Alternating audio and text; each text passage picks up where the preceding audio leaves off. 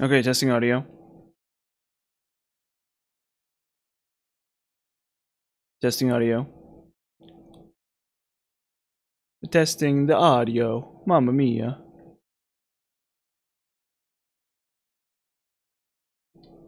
Testing audio. Testing audio. Testing audio. Testing audio. Testing audio. Okay, cool. I think we're good. Awesome. Who's ready for some Dark Souls? Because I know. You better believe I am.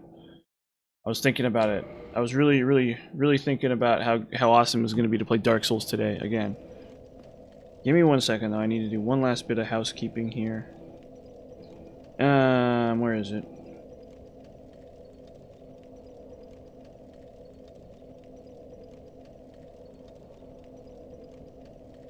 Anyway, yep. So yeah, you know what? Okay, look. Here's the thing. Okay, we're gonna kill Smo first. Sometimes you need to think outside the box. You need to do some outside the box thinking. Okay? You need to do yourself a favor and you need to do some outside the box thinking. Instead of thinking inside of the box, you have to think outside of it. That's the brutal reality, you know? There's no way around it. You can't, there's no way around it. Sometimes you have to think outside of the box. You have to do some outside of the box thinking. That's the secret tech here. So we're gonna kill Smo first. We're just gonna kill Smo first, and then we'll worry about Ornstein when we cross that bridge. That's all it's gonna come down to. It's not gonna be easy. It's not gonna be fast. It's just gonna be the way it is. And you know, there's life for you sometimes. Sometimes you have to accept the fact that there's no easy answer. This boss is a problem. Even for a magic character, this boss can be an issue. It's actually kind of the craziest thing about it. It's like there's actually kind of no easy way to deal with this boss. Oh. Believe it or not. Oh. Apparently I lied and I'm killing Ornstein's first for some reason. Oh, there we go. No, we're killing Ornstein first. What am I doing? Or we're killing Smell first.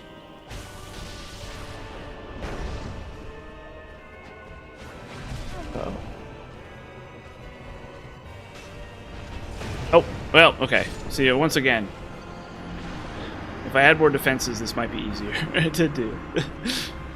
But I don't. We gotta do it again. Yeah, we're gonna kill Smo first. That's gonna be the trick that's gonna make this work. Killing Smo first. I'm a Smo killer guy.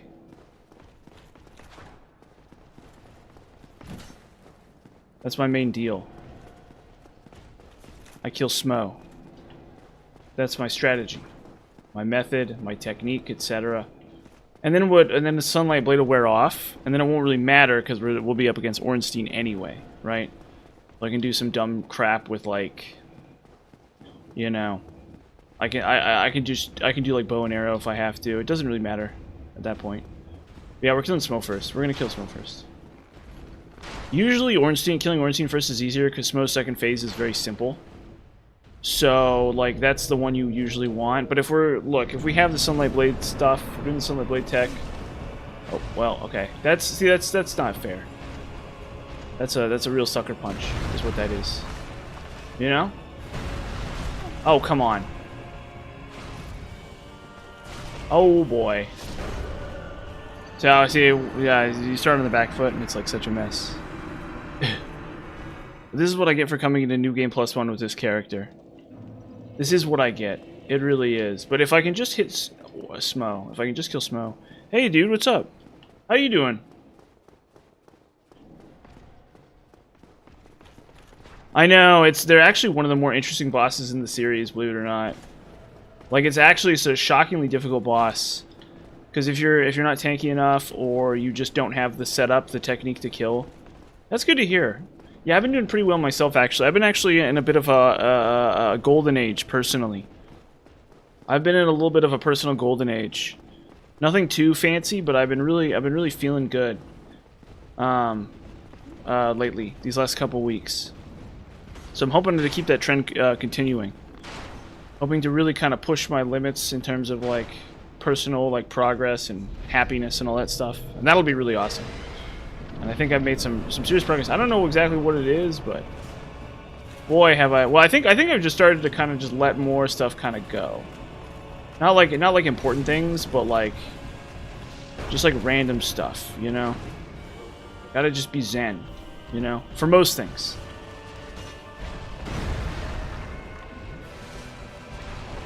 Most things ain't worth trouble. That's, I guess, the idea. So I've been feeling a lot better.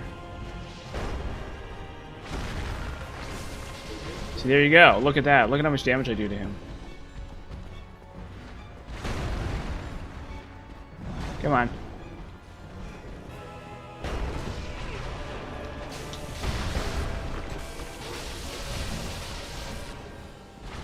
Oh, shoot. We're almost there.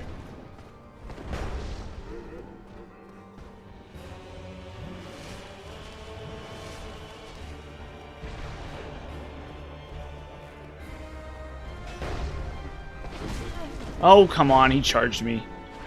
So I should have known that was going to happen.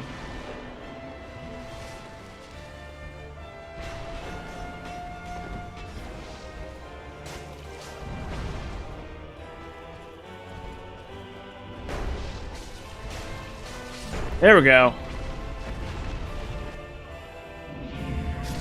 Yeah, you know. You keep yourself busy. That's the thing. I've been keeping myself a lot busier lately. I've been really good at like not just like passively watching videos and instead like constantly playing video games. That's one thing that really helps me out a lot, is like when I'm not just sitting there being passive and instead I'm being very active in my personal and professional life, you know? Like I'm just like finding stuff to do. It feels a lot better, for sure. Can I cheese him like this? Oh yes, I can. Okay, yeah, that's right. So we can cheese him. Watch, yep. Oh, except it doesn't work all the time, I guess? Oh, come on, no! He did the Ornstein special.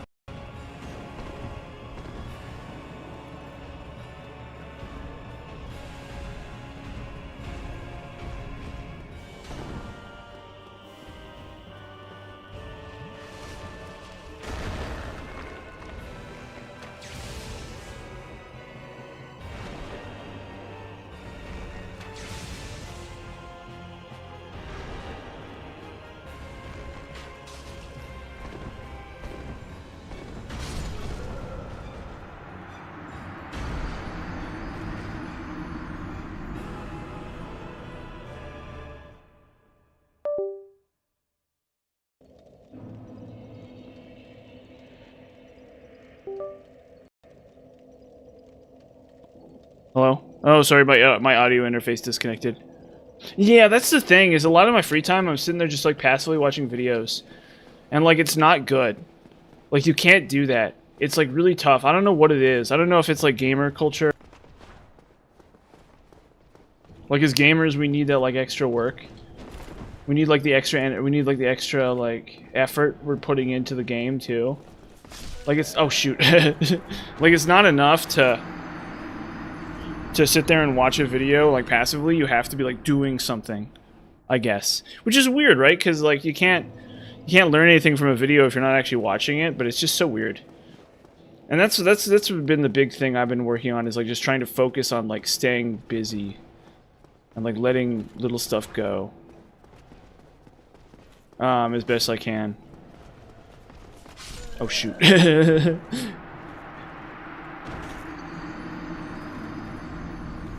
The thing is, I still have to move, though, because I do still have to move from my current apartment because it's just not in a spot where I can go for jogs really easily. I'm, like, surrounded by busy streets. And so it's just, like, a huge mess to try to, like, actually get exercise in. Is the thing. I wish I could go back to the place I used to live. If I could, I would, but it's unlikely. Yeah. Interesting. Yeah, so usually I don't watch stuff that's related to the games I'm playing. Generally. That's a funny thing, is I'll like watch a video about Terraria and I want to play Terraria, but then I won't play Terraria. I'll sit there and I'll like do something else. And I watch a lot of historical stuff. I watch, like, you know, like cooking. Like, there's a cooking show called Tasting History where they do, where they does historical recipes, and it's really good. It's like a really, really, really good show. And some really interesting cooking recipes and stuff like that.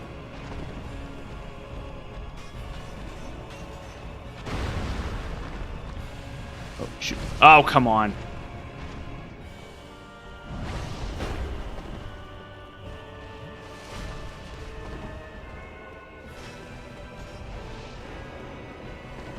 These two are the worst, huh? Oh, shoot. I hit Ornstein there. Dude, this is actually a problem because Smo second phase is easier. Because you have to deal with Ornstein charges in second phase if you kill him.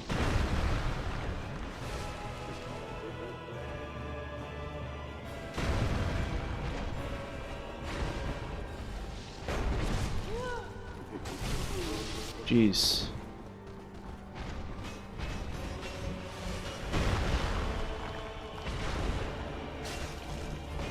Oh boy. Maybe we'll go back to Wrath of God for a little bit. Yeah, that's the problem. I like working outside a lot. It's actually I've never worked out inside basically, so it's like really tough for me.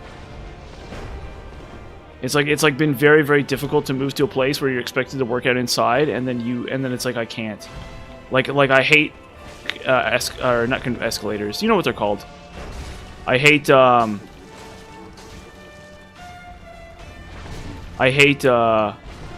treadmills. Like I really, really, really hate treadmills. They like make me sick and stuff. Which like, see there you go. See now that I got Ornstein dead.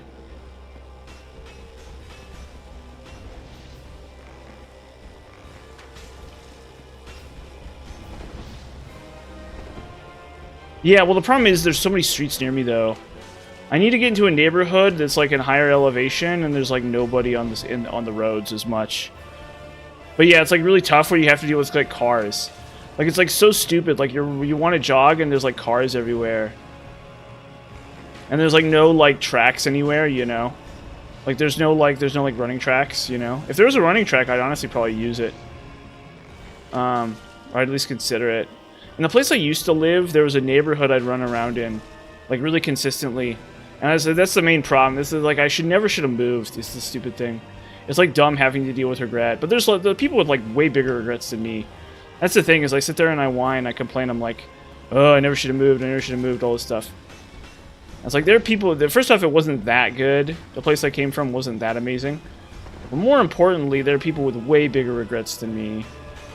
My regrets are actually kind of small by comparison, you know? Like, I could have, like, yeah, I could have not moved, but also, it just happens, you know? I still got my 10 toes, 10 fingers, you know what I mean? I still got my, I can walk, you know, I can talk, I can sit here and stream. It's not so bad. Yeah, that's another thing. That's what I'm trying to work on, yeah. But I do have to move just because the situation. Well, first off, because I've complained so much to the landlord that they're saying they're not going to do my lease again anyway. So I literally have to move, because I literally would go to them and I complain about the cockroaches and stuff like that, and they're like, so they're like, no, once your lease is up, you're not going to do it. So I'm at least a little vindicated in the sense that they are scammers. They totally are kind of like crooks. So I do have to move no matter what, which is good, actually. That's a good thing. That means I won't chicken out about it. And then I can go up to hopefully like a neighborhood up in the hills. If I can find a nice enough apartment. And probably there's bad apartments up there too. But hopefully there won't be any cockroaches. We'll find out. There won't be any cockroaches, and there won't be any, there won't be any darn, oh god. Lag.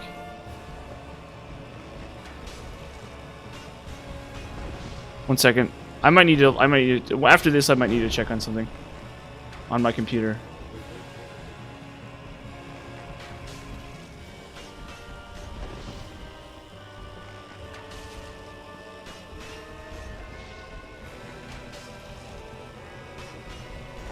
Finally. We did it. We did it, gentlemen. Yeah, me too.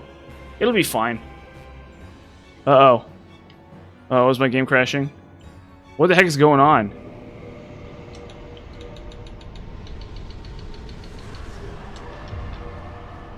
Cool. Give me 1 second. I need to look at something. Maybe there's like a program running in the background or something. No? Why am I lagging? Because I just barely reset my computer too. Weird. Okay, it shouldn't be lagging like this.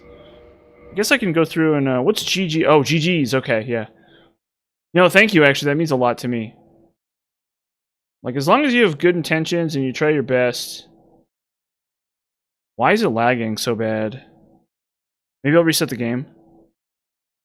Yeah, that was the plan. That was Smo's plan. I might need to reset the game really fast. Because I don't know what's going on. It should not be lagging this bad. I literally just reset my computer. Oh. Okay. Oh, shoot. Hold up. Let's not die to Symbol of Avarice. Hold up. Let me reset the game real fast. It's like super weird. But what was I saying? I know, thank you. I assume new game. Yeah, this is New Game Plus. I need to reset the game really fast though. Give me 1 second. Because of the lag. I don't know what's going on with that. Shouldn't be doing that. Shouldn't be freaking doing that. I just reset my computer to clear my cache and all that crap. You know what I mean? But yeah, you know, it's actually not that bad. That's the crucial thing here is that, like, I really do... I get down about it sometimes, but it's really not that bad. We're in a good spot. There's plenty of opportunities coming my way. That's for darn sure. Okay, let's see here. Let's look at my... Let me look at my thing really fast here. Nope, Task Manager looks pretty normal. Okay. Yeah, so I guess it's just a weird fluke, I guess. We'll try again. We'll give it another shot. Maybe it's because I started Dark Souls Remastered before I started streaming. Like something went wrong. Yeah, that's the thing, is it's like really hard. It's really hard. Because you think you have to like respond to everything that happens to you, you know, or you gotta be outraged or do something about every dumb little thing.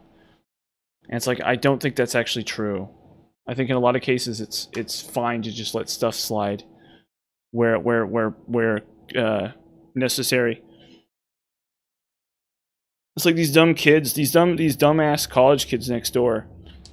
And I don't know what even they're doing, but it's like there's like this thumping sound that happens every once in a while. And it's like I couldn't get mad about it, but I'm just like, whatever. Like, I'm moving in like 2 months anyway. Like, it's fine. And it's not that bad. You know what I mean? Like, there's bad and then there's like not that bad. In the grand scheme of things. It's like I'm the dumbass for moving into a stupid place where college kids are. You know, it's like, that was dumb of me. The last place I used to live, there's tons of college kids too. But in those cases, yeah, so most of the time that wasn't really an issue. Every once in a while there'd be dumb noise. But very rarely would it be like a really massive problem. The whole Bagophobe of this guy. Yeah, in some case, yeah, if you're gonna do like the wrong thing, doing nothing is actually better. It's like crazy. It's like unbelievable. If your choice is to do something really stupid and to do nothing.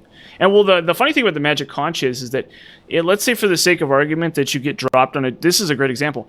If you get dropped on a desert, well, this is a more like practical example. This is like less philosophical and more practical.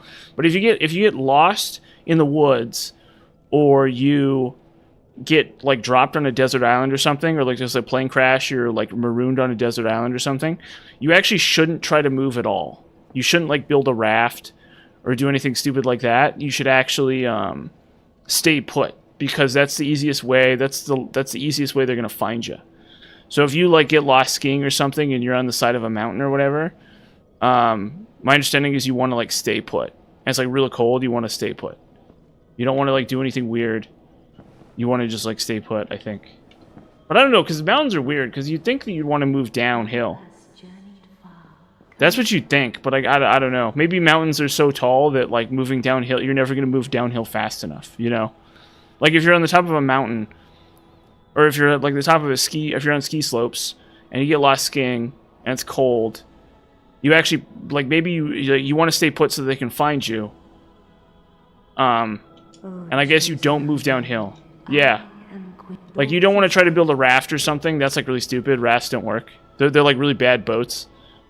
Like they're like no major not big, like the oceans are really complicated actually, which is why throughout human history like oceaneering and sailing has been like a really complex art and skill and technology, right?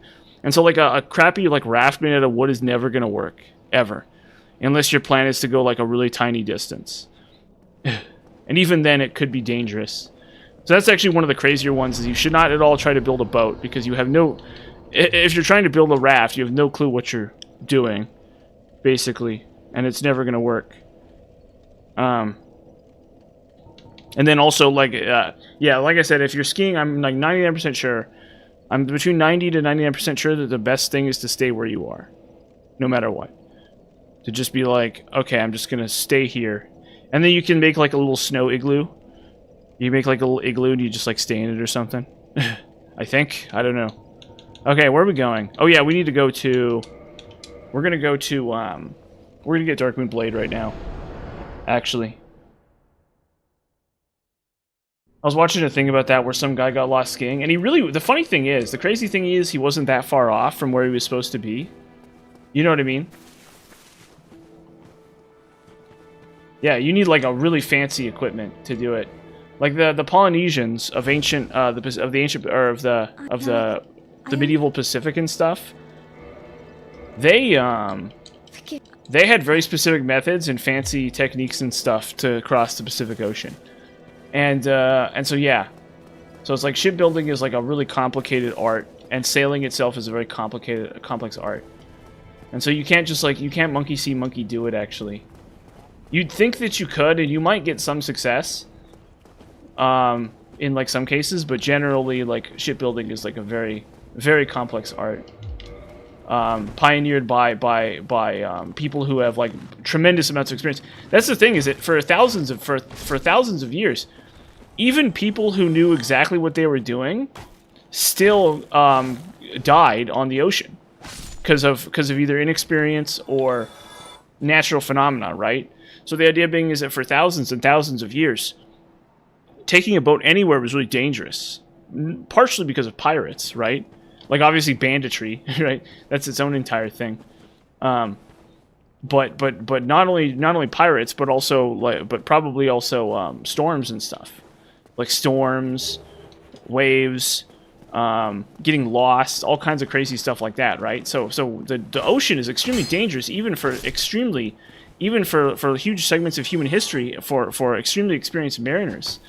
And even into the modern day, you have wrecks like the Edmund Fitzgerald and the Titanic and stuff, where even people with the most preparation and equipment and technology, or those oil tankers too, those big huge oil tankers where they run aground, and so even with the best technology of the modern day, the ocean can still be very dangerous.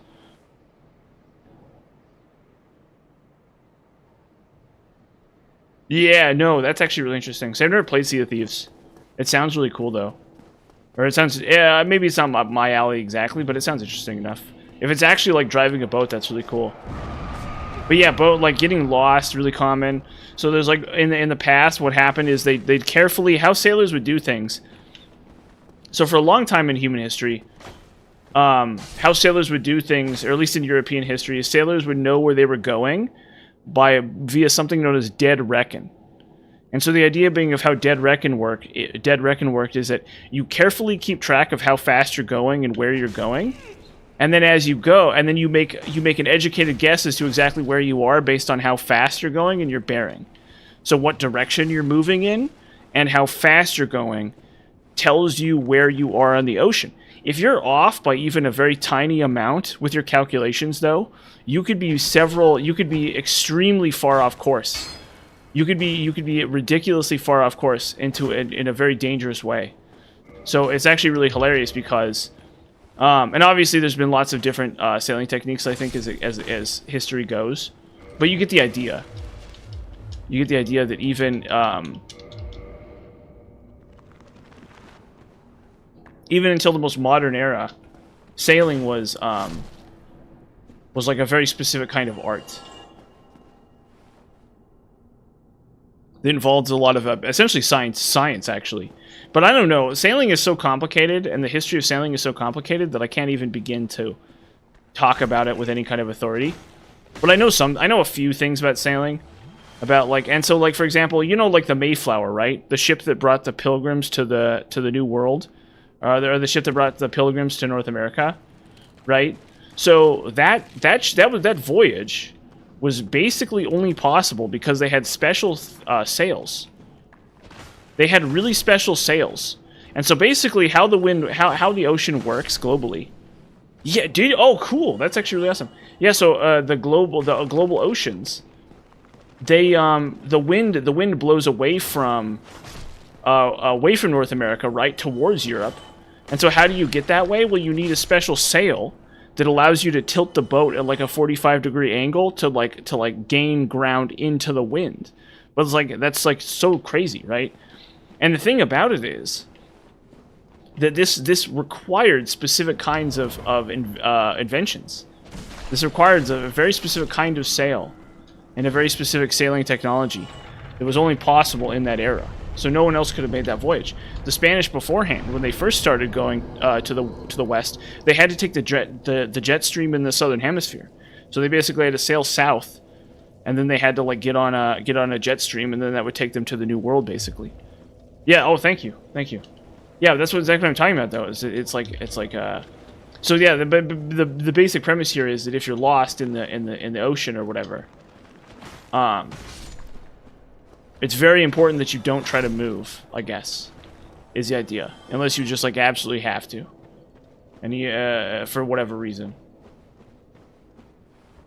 So you want to, like, stay basically put on whatever island you're stuck on or whatever. And then, what's the other thing I was saying? Yeah, but apparently skiing, too. The more likely one is you're lost in the wilderness. Obviously, being stranded on a desert island is pretty unlikely in the grand scheme of things, right? But that also holds true, I believe, for like hiking and stuff. So if you're in the woods, and you get lost, you don't want to move around a whole bunch. And if you're skiing, especially because it's cold, obviously, especially if it's cold, very dangerous to move around if it's in the cold, because wilderness can be very vast. And that's the important one. That's the one that'll actually save people's lives, and including children and stuff. If you're lost in the woods. A lot more common than desert island type stuff, obviously. Oh. But it's luckily that's never happened to me. I've never been in a situation where that's been a problem. Personally.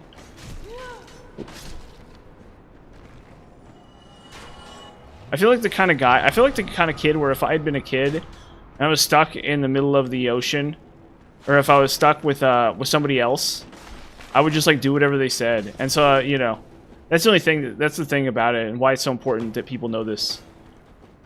As I feel like if I had been trapped in the woods, I would be like, oh yeah, let's just do whatever this guy says, and then that would have doomed me. But you know, that's life for you.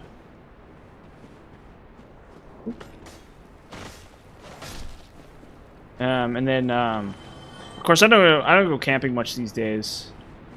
It's been a long time since I've been camping, actually. Been like a long time since I've been camping.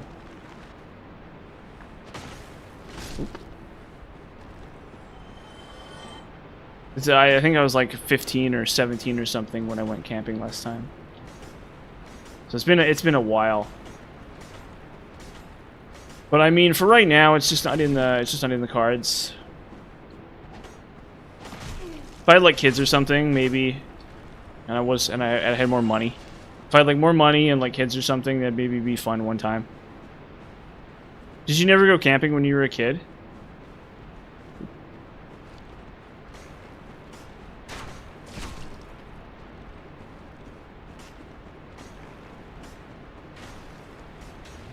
Yes, I think for a kid it's a lot more interesting.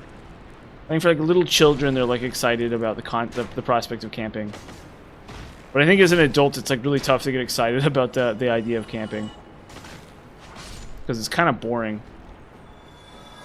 I wouldn't say it's boring per se, but there's just not that much out there. You have to be on like trails and stuff. Oh. Yeah, so I went to, well, I'm from Utah, right? So it's a lot easier to camp where I come from. If you're from another part of the country, it might be a lot harder to camp. Cause there's like basically huge swaths of public land. There's these massive tracts of public land, and most of those you can camp in. Most of those you're permitted to camp in, or at least a lot of them. Only in designated areas or whatever, but there's plenty of camp places. So you can go up to you can go up to some pretty sweet mountains and camp up there. No one's gonna stop you. You can go to I think you might have to pay or something for some areas, but it's like whatever. I don't know the exact rulings on it, but I do know for sure that it's definitely easy to go camping out here.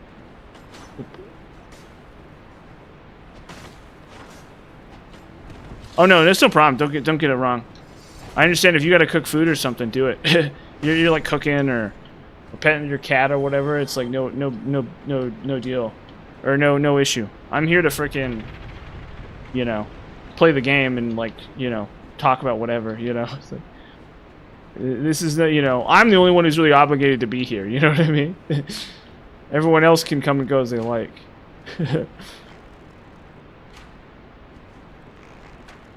Oop. What was I saying? But yeah, so where I come from, at least, you can go camping, and there's lots of places to go camping too. There's plenty of reasons to go camping here too. So you got like arches, you got like the beautiful national parks, you know. But I understand a lot of places it's not the same.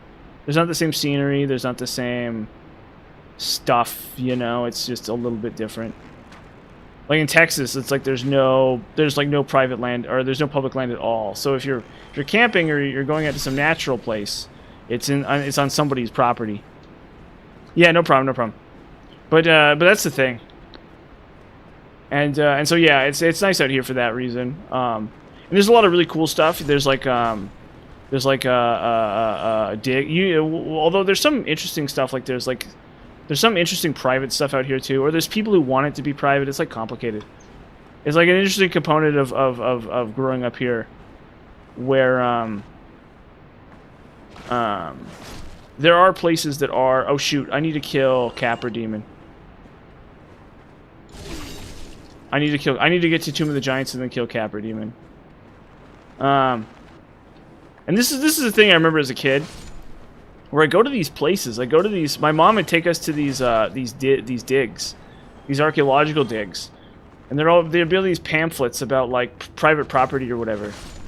And because these guys, basically, what's going on is that you have these guys, and they're essentially squatting on this federal land, and then what they're doing is they're charging people to do whatever you do in the federal land, for better or for worse. I don't really know the details, but this is something my mom had to deal with a lot of people like that over and over and over again, where you'd like show up to a place and like, there'd be like really cool fossils there, but you'd have to pay some guy because he was just like squatting on it, and so she would just do that, I guess. It's like whatever. But that's something I remember very vividly as a kid. And a lot of the outfits I remember going to, I'm not sure how private or public these were at all. Probably very few of them were actually public, and most of them were private. And I guess they were just operating on either the small amount of land that was public, or on public, or I mean the small land of land that was private, or they were just operating on public land and no one was stopping them. Which I believe could be the case. I don't know. It's a really complicated topic, and it's still a political concern in this state. Not that I have a particularly strong opinion on the matter, other than, as a kid, we went to public land, and that was kind of something, you know, we pulled a lot of really nice rocks out of land where there was nobody standing around because nobody owned it, no fences, nothing like that. So I mean that's the thing, but then at the same time, like, as a matter of the course that we had to interact with, we also had to interact with publics. Yeah, it's unfortunately really complicated. It's like anything. Yeah, best of it. It's like anything else. It's very complicated. But it's only a thing in this part of the country, or because in back east there's no vast swaths of federal land. Why exactly the land is divided as it is even today, I don't know. It's a very interesting question. Why the federal government opted when they incorporated like the Utah territory and like the Nevada territory or whatever it was called back then. Why they opted to federalize vast segments of it, I don't actually know.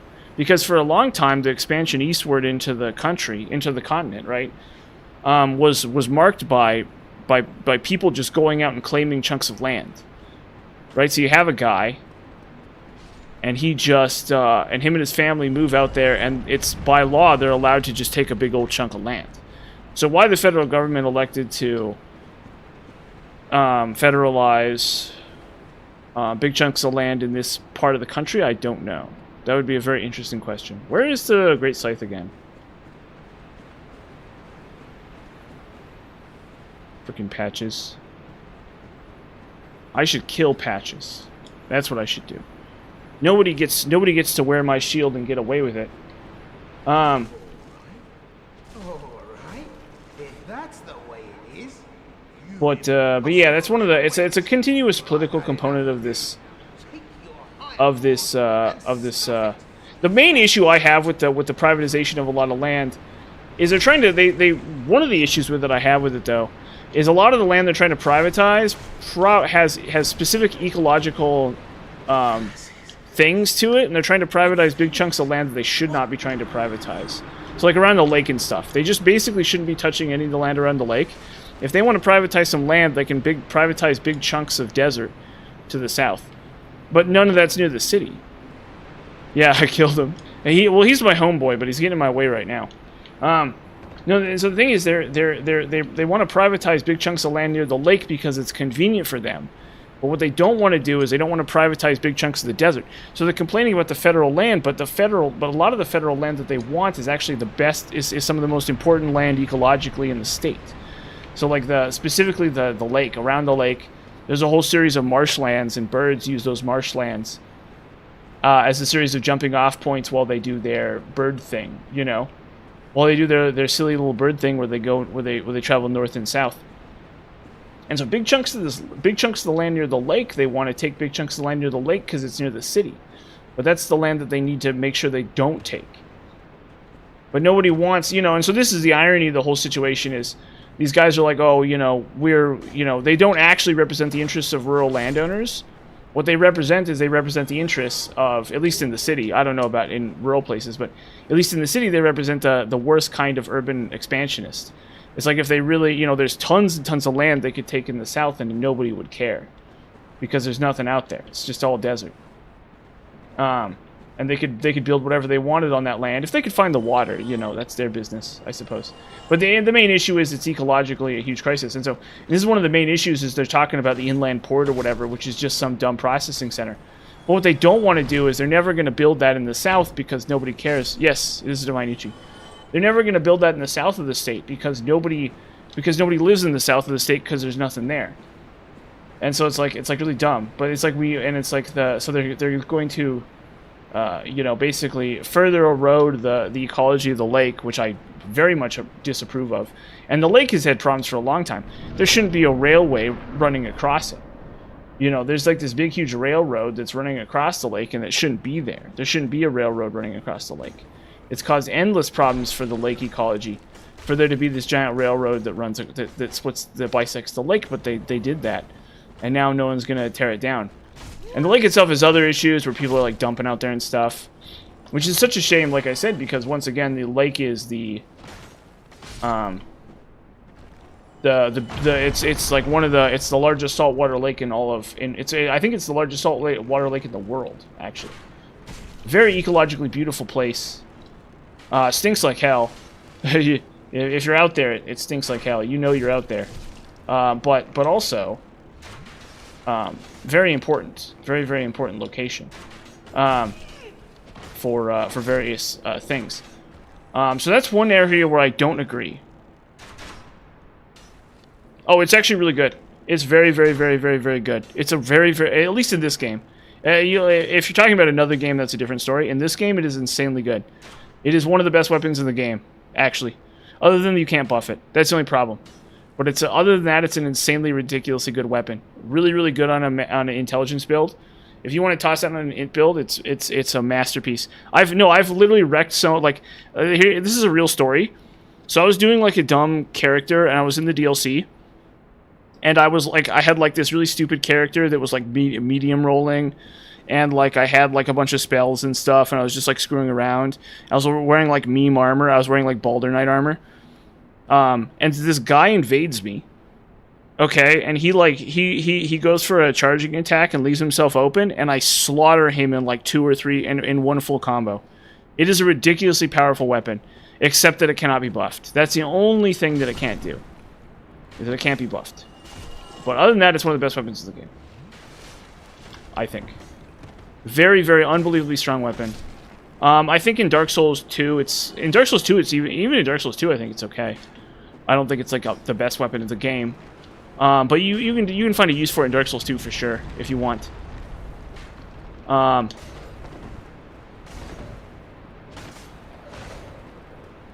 can definitely find a use for it in Dark Souls 2 too if you want. And this Vanushka Katana is actually really cool too. I like this. There we go. We need that desperately. That's like the reason we're here, is for that ring, actually. Like nothing else. And see, that's the thing, is that when yeah, well, the nice thing about it is it's the easiest way without dipping into hexes. How do I get back up? Do I just not, or is it this side? The thing is, without dipping into hexes, it's the only way to deal with blue smelter. So what you do is you get that weapon, and then you enchanted it, and then you make it enchanted and switch its damage to physical, and then you can kill blue smelter that way. So it's the easiest way to kill blue smelter without resorting to hexes. If you're resorting to hexes or poison, that's obviously a whole other story. But even so, even if you're going to poison him, you may as well also just do that too. So that's the one super niche use for it. If you're playing a pure int character, it's really good against those enemies. For most other bosses, it probably makes more sense to do like a weapon that you're buffing with crystal. Magic weapon. Or no, I think even then no, it's still good in DS2. DS3 is where it really starts to get bad. Because it's like a wonky greatsword in a game where you have a lot of other really good greatswords that can be buffed and stuff, or with other like niche effects. So I think in every game except for, and then in Demon Souls it's okay too. It's fine. It does its job. It's a shield breaker. It's a weapon that passes through shields.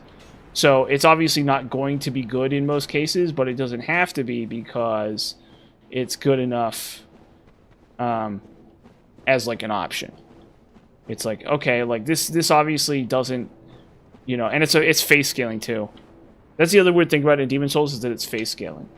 Why exactly it's phase scaling, I don't know.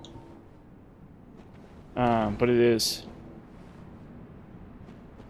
Yeah, that's the issue. That's really the problem. Like, you really do have so many good options in that game that it's kind of difficult. And then on top of that, I think the gimmicky, like the laser shooting thing is just so gimmicky in that game in particular. I think it's unfortunately just like the pinnacle of gimmicky in that game, at least. Is just like, you know, trying to like, you know, hit anything with that thing, and it doesn't even hit that hard. It's like, it's hard enough to deal damage with crystal magic weapon.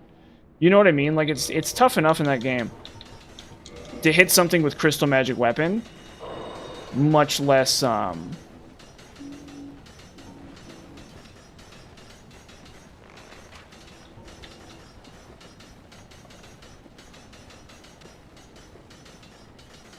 come on. There we go. Okay, whatever. Good enough. Oh, I one-shots him too.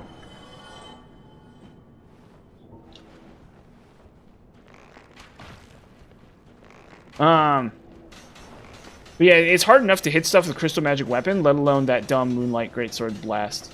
And then you're like, I don't know. It's like, it's probably not the worst weapon in the world, I'll say that much. And I definitely used it some. But as far as like using that weapon at all, no way. basically. And then, yeah, so I think it's really... But, I mean, Dark Souls 3, that's the problem with Dark Souls 3. Is, like, there's so many weapons that fit into that category. Where it's like, I mean, it's a weapon that does pure magic damage and it's somehow still bad. How does that even work? Well, it's Dark Souls 3 is how that works. You know? Oh, shoot. Oh, God. Ah, fudge. You know, that's really the Dark Souls 3 story. I should have just gone through the fog door. I don't know what I was doing there. I was swapping out my weapon first. That's so stupid. Like, that was literally just, like, purely bad. My mistake there. That was, like, really miserably awful. 1 second. Let's just do this. That was, like, really pathetic. I'm sorry. I'm gonna say sorry to the people watching, because that was not good. That was actually just me being really dumb. Never, ever, ever should I have done there. Or whatever. But, the thing about it is, but I mean, that's Dark Souls 3. Oh, yeah, you don't even get the thrust attack. That's another issue. You don't even get the thrust attack. You literally don't even get the thrust attack. Those claymores are so good because of that thrust attack. That thrust attack is so devastating. It does so much damage. And if you're using, like, Hollow Slayer or, you know, one of these other dumb, you know, Black Knight or whatever, I don't even know. Those thrust attacks hit really hard.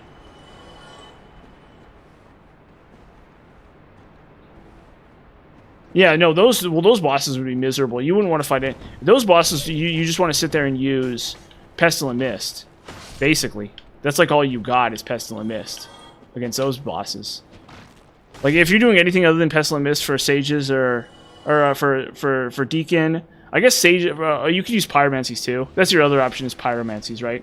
But those are 3 bosses where I think to myself, the only way you're going to deal with it is if if you either take 1,000,000 years to do it, or you just sit there and you just use Pestilent Mist. I mean, even who's the other one that stinks to high heaven? I wish it did pure physical damage, honestly. If it did pure physical damage, I think it'd be a lot better.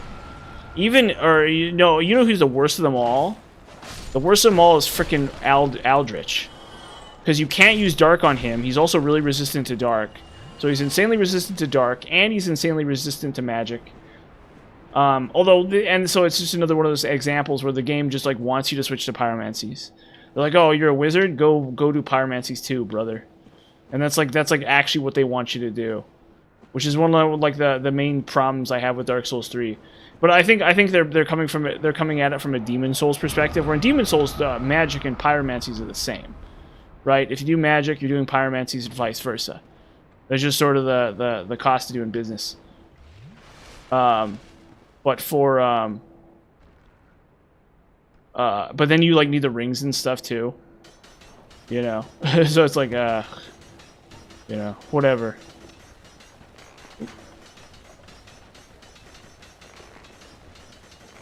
So I mean, like, that's actually what. So it's like dumb how they, like, because that's the thing, right? Is it's like, if you want to play Dark Souls 1 or even Dark Souls 2 and do only Pyromancies, you kind of can. The game doesn't like it, but you sort of can do it. But Dark Souls 3 is the one where they actually, like, really killed that. They're like, no, actually, you're not allowed to do just. You're like really, really, really not supposed to do just magic or just Pyromancies. They really want those to be, like, unified, I guess. Within the confines of, like, which I guess makes sense from the Demon Souls perspective. Shoot. Not that I agree with that necessarily, but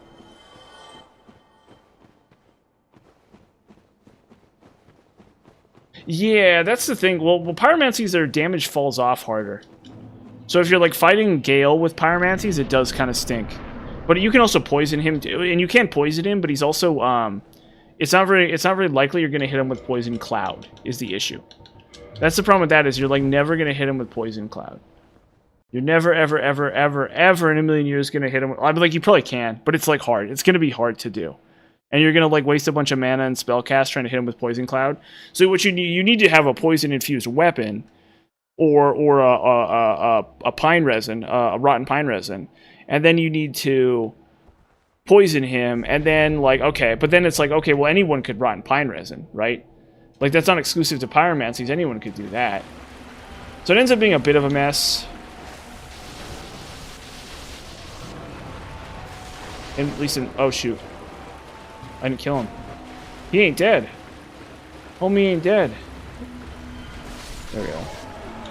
So that's kind of the issue with that. Is rotten pine resin. Or not rotten pine resin, is the fact that your damage will fall off by the end. So you'd be sitting there trying to kill, you know... You'll be sitting there trying to kill... Oh, shoot, I don't have the right spells attuned. No. Oh, wait, I have Sunlight Maggot. Never mind. We got Sunlight Maggot. Cool. On a Pyromancer. Yeah, well, it wasn't like it was bad. It wasn't like it was like, oh, the worst thing in the world, you know? But it definitely did it definitely felt like it did a lot less damage than magic. Or like a couple, like maybe like 100 damage less per spell cast. Which is like a really tough sell when you're spending the same amount of mana and stuff. I think probably it's not, maybe it's not as bad as I think it was. Like, it was definitely fine though, for sure. I think, or no, Meteor was really bad too. Meteor was like miserably bad though. Meteor was an issue. That was the one thing I will say, is that Meteor was a huge problem. Cause you don't really have like any way of actually dealing with him. You can't poison him, you can't toxic him. So you're like, actually the best way to deal with him is to do Pestilent Mist. Yeah, well, I hate Chaos Bed Vestiges. I don't like Chaos Bed Vestiges at all. I think it's a bad spell. In 90% of cases. I think especially for DLC bosses, it's a very bad spell. I think it seems like it's a really good idea, but it's actually not. Oh shoot. I think that's a spell that like, well, I mean, Crystal Soul Spear. Like you can use that at least a little bit. Technically, you can use that to kill Meteor if you do Blue Estus. If you don't take any damage at all from him, you can do that you can do that with Blue Estus.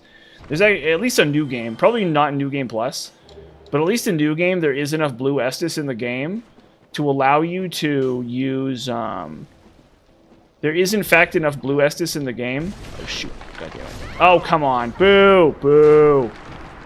Boo! Shoot! I don't know. I think maybe I just homeward out. I guess. Maybe I need to like just like yeah. Well, it's even worse. That's the problem with it is it's even worse than Crystal Soul Spear.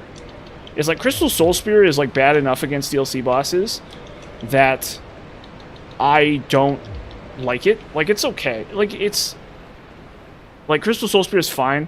Like because really, like let's say you're fighting Gale in New Game, right? Which is like pretty typical.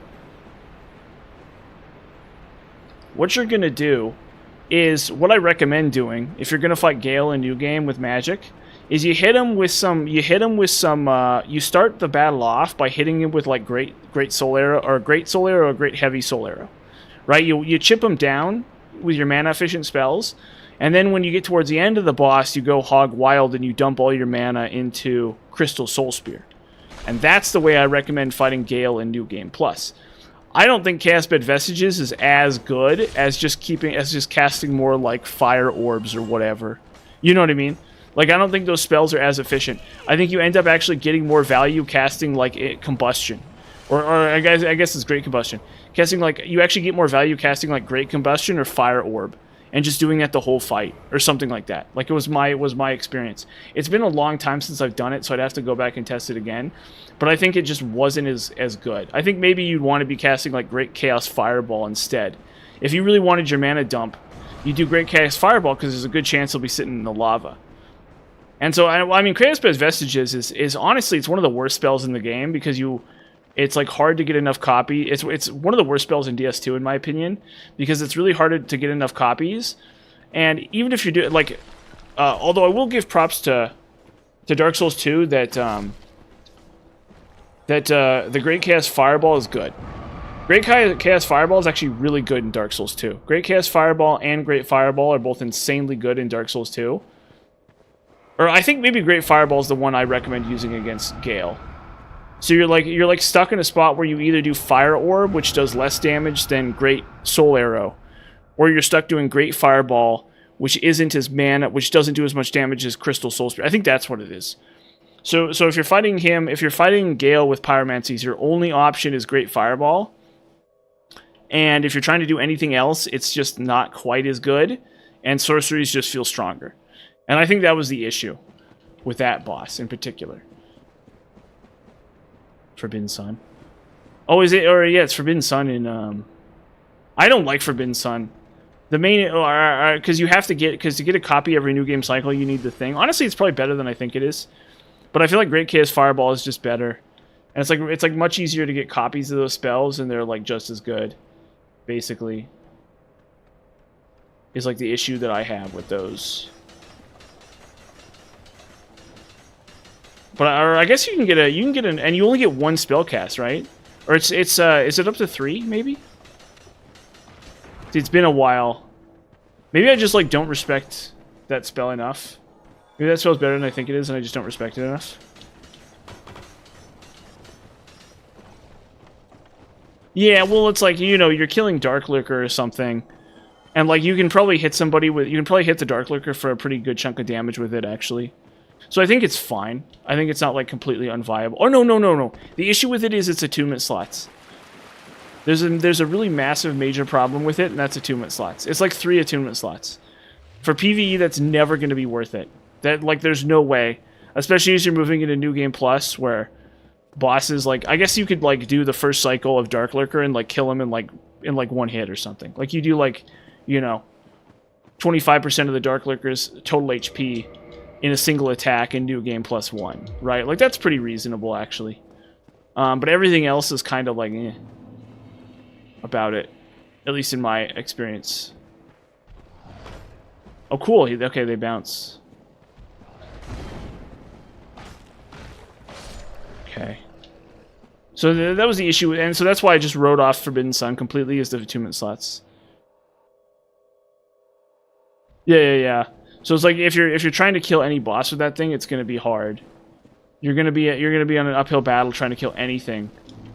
Trying to kill any boss with that dang thing, which is like the problem with it. Not that it's like impossible to use, just that it's like just like so impractical because of that. It's like attunement slots. I'm the kind of player. This is one of the controversial issues. Is a lot of people go to 99 ATN. I don't. Right? If you know me, I don't go to 99 ATN.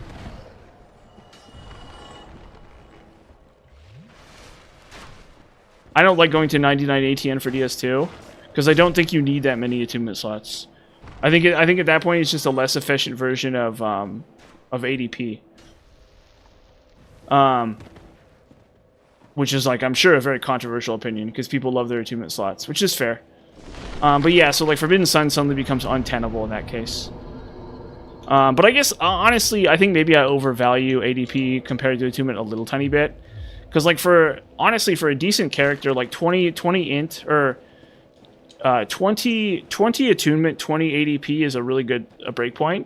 And so there might be some really good breakpoints you could hit really easily at 99 ADP, or I mean 99 ATN, that I just don't know about. But, like, going to 99 in any stat is something I hate. Going to 99, especially when you're talking about going to 99 ATN versus going to, like, 83 ADP. It's like, I already hate... Oh, shoot. I already hate 83 ADP, right? Like 83 ADP is a bitter pill to swallow. That's so many points. You know, you're hitting. That's 2 soft caps. Although I guess it's oops. So like, it's not bad, but it's a bitter pill to swallow. Yeah, that's true. I might be undervaluing Forbidden Sun a little bit, because you might be able to kill some bosses a little bit faster with Forbidden Sun, but you need a ton of ATN. You need a lot of ATN, but I might be wrong. I think maybe a 99 ATN is also not a bad idea either. It just feels bad when you're doing like a Dark Orb setup, you know, because it's like easy, and it's like you just don't need more attunement slots than you need, right? So anytime you're sitting there hitting something with Dark Orb, like Dark Orb's good enough. It's like a throwing knife that does like 400 times as much damage. It's like a throwing knife that does, you know, that instead of doing like 10 damage does 400, right?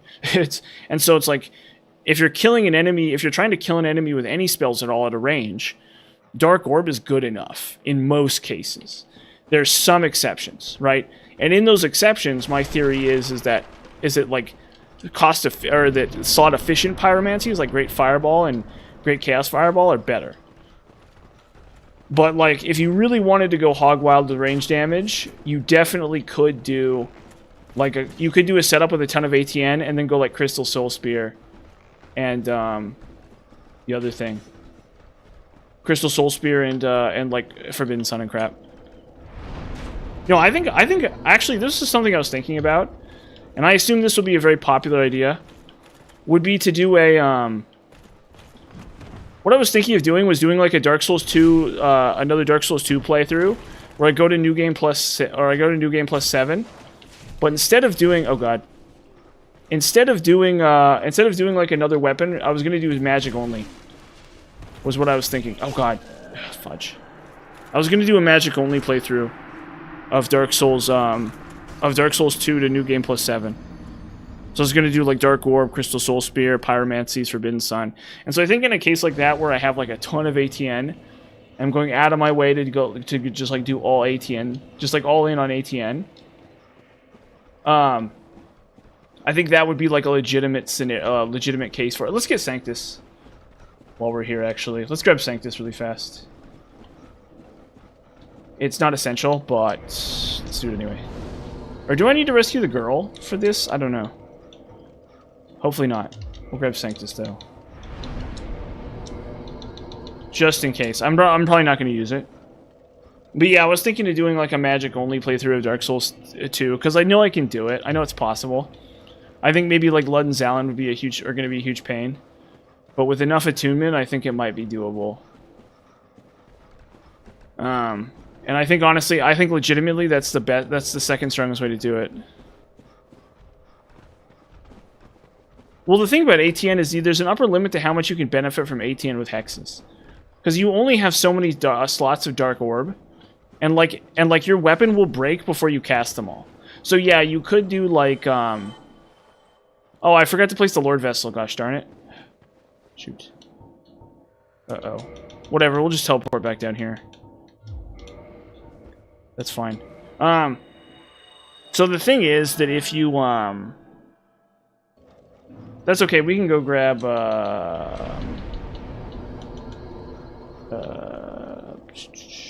we can go grab Dark Moon Talisman anyway. Cheese. Yeah, well that's what I was doing. Was cheesing with Rapier. I was just doing like a hardcore Rapier build. It was super fun. But I think if I did it again, I'd do magic only. And then I think that would be the last time ever I would play Dark Souls 2. Maybe not like the last time ever, but like for a while. I think the only other thing to do at that point would be to do more Bonfire Deathless runs. Just for the kicks of it.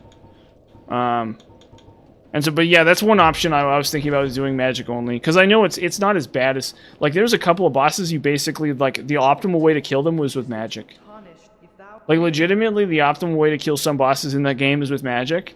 And so I say, and honestly, for certain bosses, it's magic is not that far off. Specifically, some of the DLC bosses even.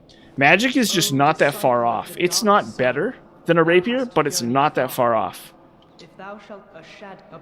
Yes, please. Let me join the Covenant, please. It's not that far off. It's literally not that far off. So, like, a magic-only playthrough of... Very well. Of DS2 could be in the works. Okay, tell me this works.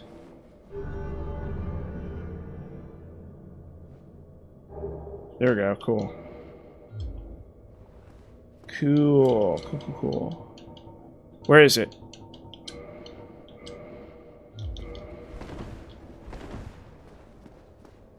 For like a tiny bit of extra damage. We gotta go place the Lord Vessel. Gotta go place the dang Lord Vessel. And then what I'll do actually is I'm gonna go. I'll rescue I'll rescue What's Your Dink too. While I'm at it, I'll rescue What's Your Dink. The one girl. Once I talk to Frampt. Frampt, my friend. No, I'm fine. I'm fine. Well and wide awake. Do not treat me like an old with. Yeah, so definitely that's potentially in the works. If I decide that I want to again, DS2, we're gonna do another DS2, another run of DS2. It's gonna be miserable. It's gonna be a miserable experience, a miserable, long, brutal experience. But I'll consider doing it again, considering I actually had a lot of fun with the last character.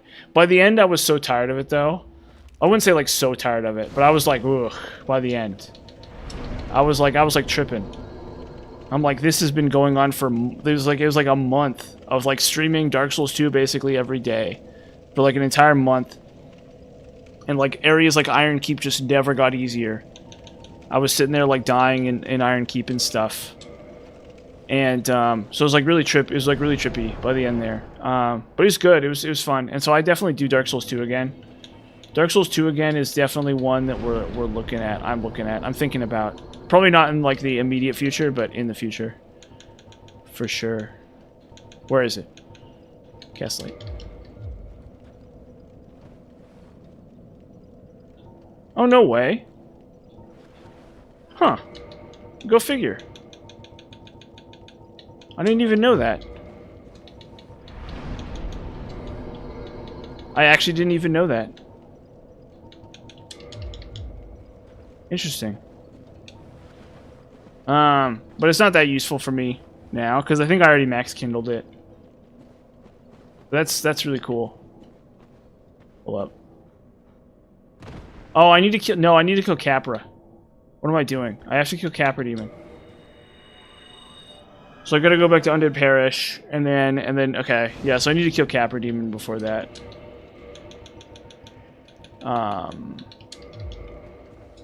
Gotta kill Capra Demon. Gotta kill Capra Demon, bro.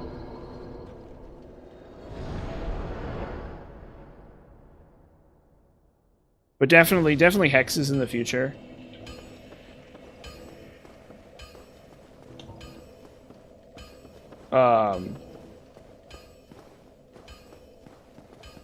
Yeah, so Dark Souls 2, Magic only, to New Game Plus 7, is in the works. It's not going to come anytime soon, but that's something I'll do. Maybe I'll do that before Elden Ring. Before I finally get around to doing Elden Ring. That's like a possibility. Next is Sekiro. So once this character's done, it's Sekiro. That's what's coming next is Sekiro. So I hope everyone loves Sekiro, because I sure do. No, Sekiro will be fun. Sekiro's really good. We'll do Demon Bell Charmless. There'll probably only be one Sekiro run. I probably won't cover Sekiro more than once. Because I'm gonna do like the whole shebang in one go. Yeah, so I'm gonna do Sekiro, and I'm gonna do Sekiro Charmless Demon Bell. So that's the hardest version of Sekiro. That's like the hardest difficulty for Sekiro. We need that. Do we need that? I think we do need that actually. Yeah. Master Key doesn't count for that.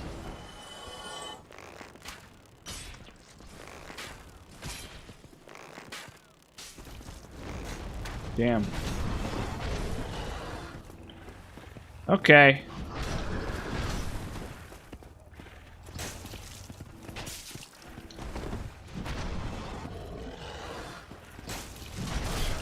Ow. Watch me die to El Pigo. Stinking pig. 1 second. Oop. Cool. What was I saying though? About Sekiro. Oh yeah, Sekiro will be fun, but I'm probably not gonna play it more than once. It's probably got like one good like all the way to New Game Plus playthrough in it, and that's it. Because I've practiced Sekiro a lot. There's just oh, jump skip. Oh yeah, where you jump down. No, I'm not gonna do that. I'm just like not gonna do that. Not saying that's like bad, but I'm not gonna do it. Like I'm unfortunately just not gonna do that. Even if that's like probably the optimal way to do it technically. Because doesn't that require like a bunch of like speedrun stuff? Like don't you have to like really nail that for that to work? I don't know. You'll have to forgive me for not knowing. But that, as far as I know, it's a speedrun trick, right? With like hidden bar or with what's up, dude? How you doing? How's your spirit character going?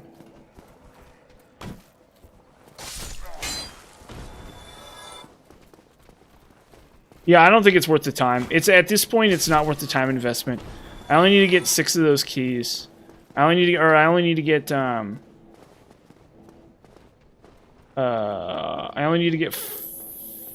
wait, how many is it more? So 2. So I need bottomless box. That's good to hear. Yeah, well, like I was telling somebody else earlier, I'm doing pretty good. I'm feeling pretty good. I'm feeling pretty energetic today, actually, even. I've been in a good mood the last week or so, so that's always really what it's about. Got to be in that good mood. Oh, you haven't even got... Oh, the gargoyles bite it? Undead Berg, first fog gate before the Drake first appearance. You run through the second step of the small stairs before the fog gate and jump. Huh.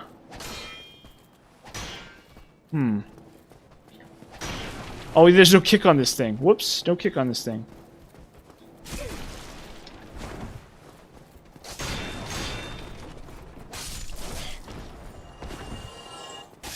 Jeez. Well, we gotta buy the bottomless box.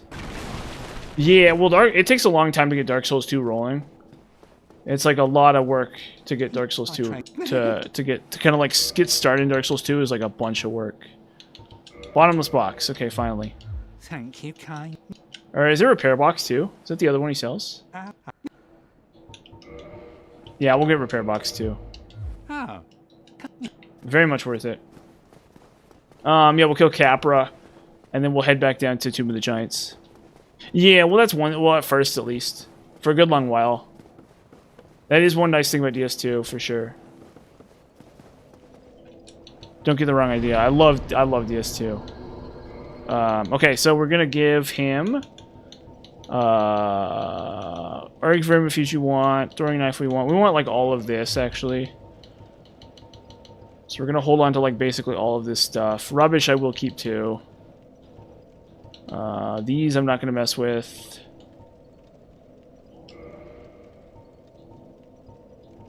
Long sword, Borb straight sword, Asura straight sword, broken straight sword hilt, claymore, manserpent great sword, black knight great sword, obsidian grave sword I'll hold on to, scimitar I'll lose, painted guardian sword I want, jagged ghost blade I don't care about, server I don't care about, divine huge katana I need, estoc, Rook's rapier, battle axe, gargoyle's tail axe, crescent axe, great axe, occult club, morning star, dragon tooth, spear, lightning spear, halberd, crystal halberd,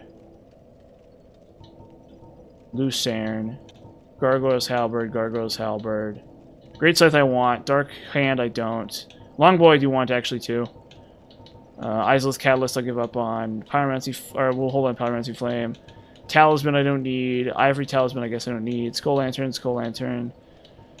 red and white round shield, buckler I want, target shield I don't need, heater shield, hollow shield, grass crest I want, blood shield I want, spike shield I don't need, gargoyle shield I don't need, crest shield I don't need, dragon crest shield, and then Havel's great shield I guess I'll give 2. Okay, and then we'll go to arrows. I guess we'll drop off those. And then all of this stuff, or wait, what? Oh shoot. All of this stuff can go too. We'll hold on to elite knight armor, wanderer coat can go. Thief stuff can go. Well, I need to kill Taurus Demon anyway. There's no way around it. Like, that's just, he just has to die, so I can actually get his, just so I kill him. Like, honestly, I probably could skip him if I wanted to, and it wouldn't really make a difference. But I'm gonna do it anyway. For the meme purposes, because if I start skipping bosses, then I can start skipping any bosses, right? I guess. Honestly, probably not even really true, but whatever. Gargoyle helm. Crown of the Dark Sun. Havel's armor I'll hold on to. Mask of the Father's fine. Sack will give up on. And then Symbol of Avarice at the bottom. Should make my menuing at least a little bit less crappy. Okay.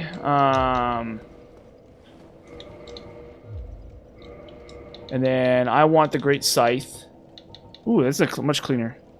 Oh, Pate Spear is good, by the way. That's a good spear. That's a very, very, very good spear, actually. That's a really, really, really, really good spear. I actually really love that spear. I just killed Mystery. Poor Pate. Poor old Pite. No, or because he'll give it to you at a certain point in his quest line. Actually, yeah, Pate. Good old Pate. But that's a really underrated spear, for sure. Very, very underrated spear. It has a good moveset. Has like a bunch of other good things going on for it. Or hold up, we kill Taurus Demon right now. We'll kill Taurus Demon and then we'll go to Sunlight Altar and then I'll do some other stuff. Partisan, huh? I've actually never really messed with the Partisan because the damage isn't that impressive, but it has a good PvP moveset, right? Is the idea? Because you can do sweeping attack, you get decent sweeping attacks with it? Or something like that, I think.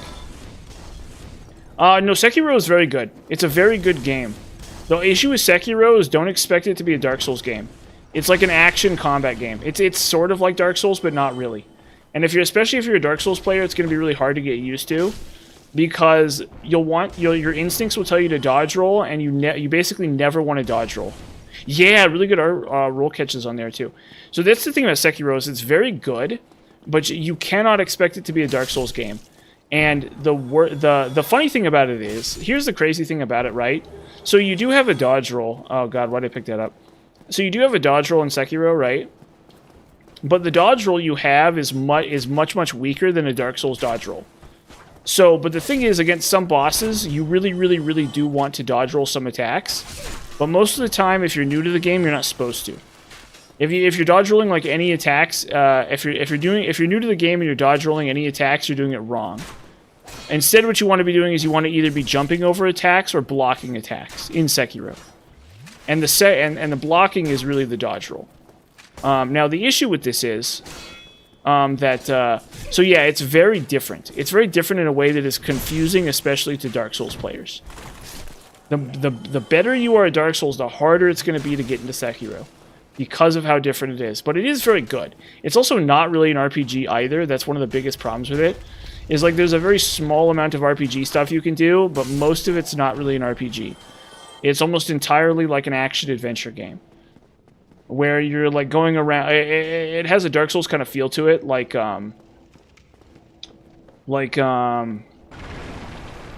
doing like boss or like boss runbacks and stuff feel very Dark Souls, but also boss runbacks feel very Dark Souls, but actually playing Dark Souls is basically impossible. Or but thinking about it, like trying to think of it the same way you think about Dark Souls is impossible.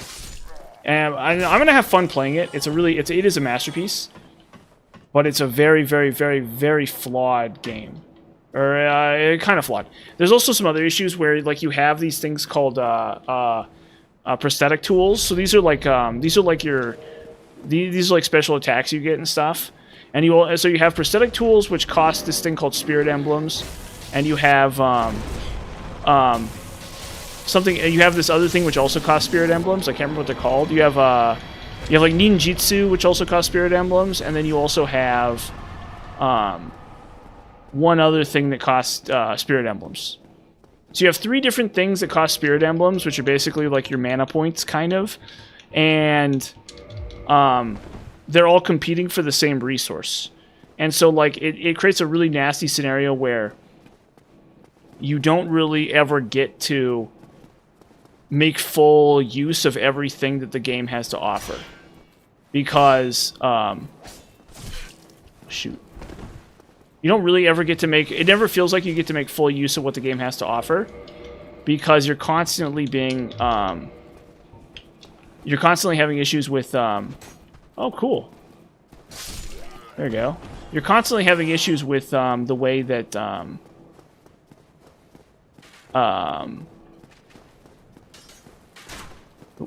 excuse me, gentlemen. Ow. You're constantly having issues with the fact that, like, there's always an optimal way to handle, like, every enemy and boss. And if you deviate from that, you're wasting points. And a lot of the tools aren't very useful. A lot of the things that the game gives you are actually not that useful. They're useful in very fringe scenarios, but they're not actually very useful in meaningful, in really specific kinds of, like, you can't be like, oh, I want to use this tool It doesn't work like that. Like, you can do that, but you're costing yourself. It's not optimal to do things that way.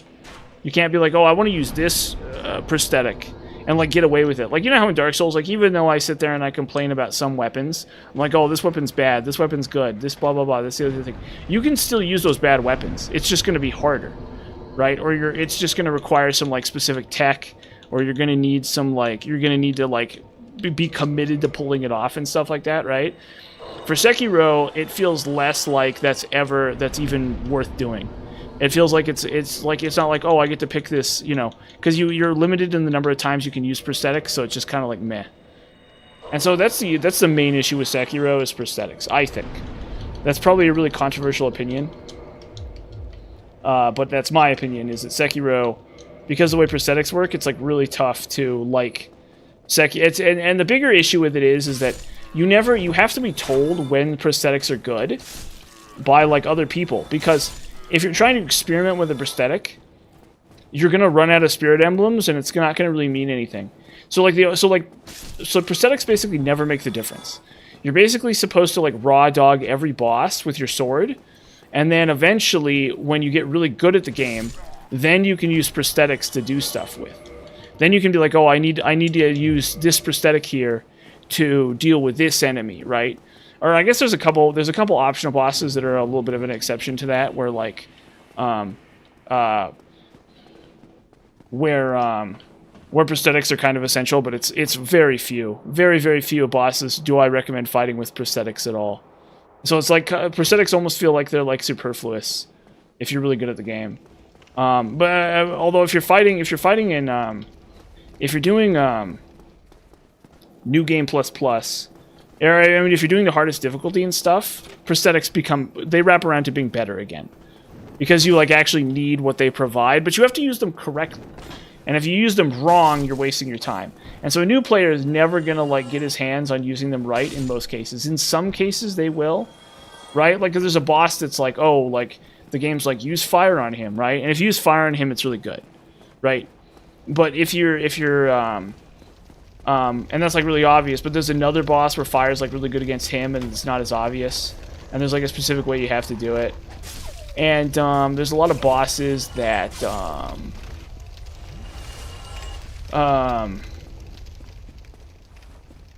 was I saying? And there's a lot of bosses where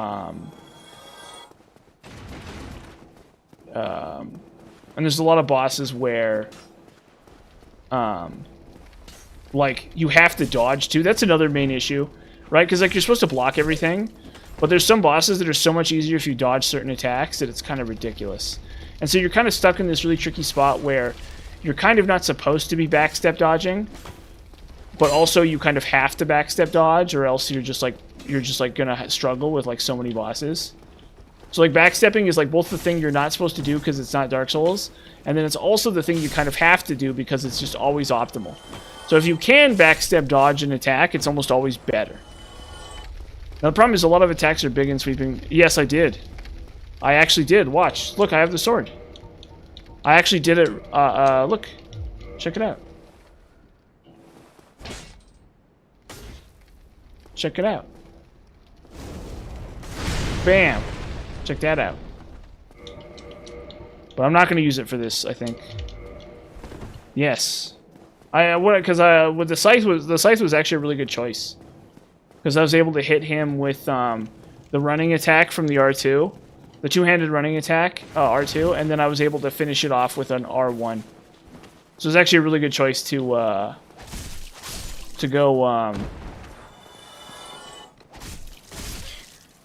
It was actually a really good choice for me to go. Freaking doggos! Out of my way, doggo! I got places to be. Freaking doggos. But yeah, so I was able to get it because I was able to break it off in one easy go. With I don't think I'm ever going to use it, actually. I think it's actually not going to be used by me, but I guess it's an option. Cool. I guess I can always pull it out if I really want to. I think the damage on it just isn't going to be high enough to justify, though, even on DLC bosses. But maybe with Darkmoon Blade. We're going to try to get DLC bosses. So what I'm going to do is I'm going to buff with Darkmoon Blade and then hit DLC bosses with it.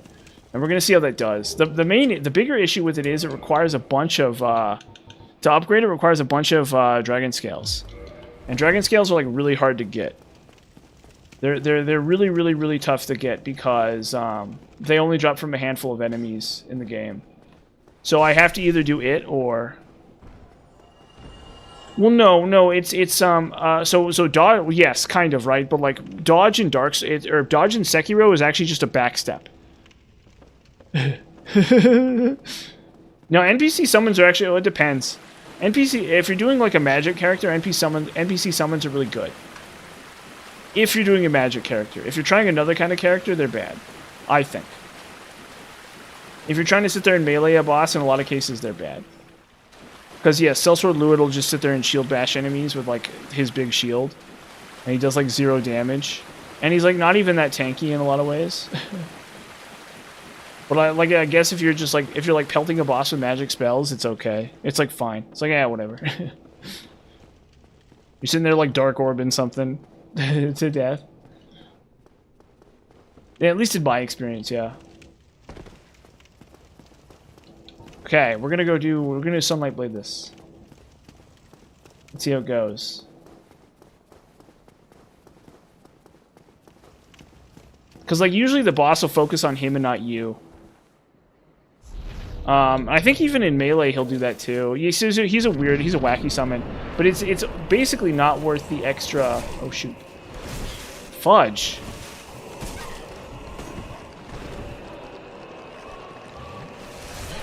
Why? Why, doggos? Why? Fudge! Come on. Good thing I opened up the shortcut there. Jeez. Why? How did I goof that up so badly? How did I goof that up so badly? I don't know. Oh yeah. Also, there's no stream tomorrow because I'm gonna go to dinner with my family. So there's not going to be a stream tomorrow, but there probably will be one on Thursday, and there probably will be one on Friday. And then Saturday, there's also not going to be a stream that day, too. Not that it's, like, super important, but... The Havel Shield Special. No, this is just like, this is an Eagle Shield, Eagle Great Shield. It's just like a really light, it's like a Great Shield that's very light. Yes, well, they have more HP, I think. They have more HP and defenses. And you also get less souls, too. Another problem with them is you get less souls, I think. That may vary from game to game. But my general understanding is you also get less souls, too. So it's usually not optimal to summon phantoms. For certain bosses, though, especially if you're new to the game, you kind of have to. Or not, you don't, like, have to, but it's, like, really, really helpful. So specifically, what are they called? Sentinels. Or whatever. You know which guys I'm talking about. The 3 of them. The 3 guys. Rune Sentinels, yeah. So Rune Sentinels are an exception that proves the rule. And then also Ludden's Allen, too, if you're new to the game. If you're an experienced player, you can skip doing the summons, but for Ludden's, for some of the DLC areas, they really help, too. And you're, like, I think you're kind of supposed to. Technically. Like, you're supposed to summon, because you can summon Head of Vanguard, which is a very good summon. And then also for the Throne of Want bosses, too. If you're new to the game, those are really good summons. And the game's over anyway, so, like, the souls don't really matter. The 10% souls you lose don't really matter. You can summon Head of Vanguard and, Bradley of the Old Guard, I think. And those guys are really helpful for that boss. Or for Throne Watcher and Defender as well. Is there whatever. I could use Wolfsring, actually. Honestly, this would be a reason to do Wolfsring. Like, ultra niche. Fudge. See, there it is. If I had Wolfsring, I could have killed that dog at least. Whatever. Maybe I'll do that. Maybe I'll just go grab Wolfsring. Yeah, exactly, Ben Hart, yeah. See, I'm a big Ben Hart fan myself, too. What are we grabbing? I guess let's try it again.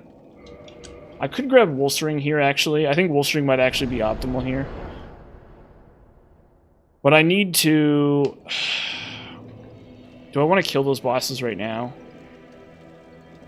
See, I should have bought the key. Whatever. We'll just raw dog it for this cycle, and then we'll... Or no, you know what? Yeah.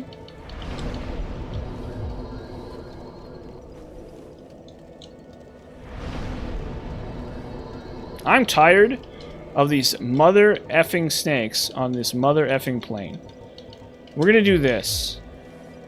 We're gonna do this. This is stupid, but we're doing it anyway. I don't care. I have enough faith that this makes sense. Actually. Excuse me, sir. Excuse me, sir. Excuse me, gentlemen. Or we can do Scythe. Scythe is probably an option too.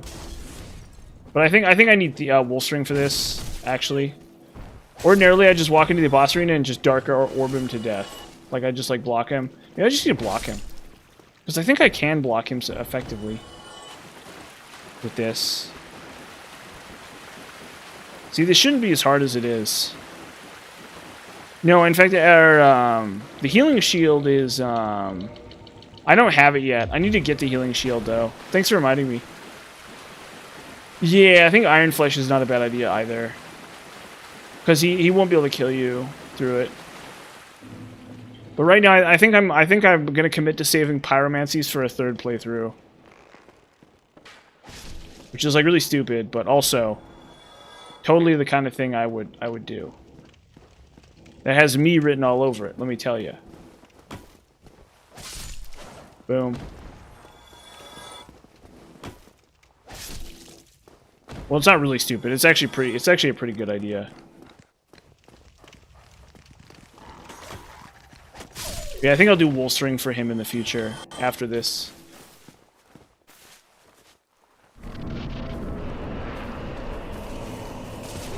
Oh, come on. You frickin' rats. There we go. There we go. Yeah, that's it right there.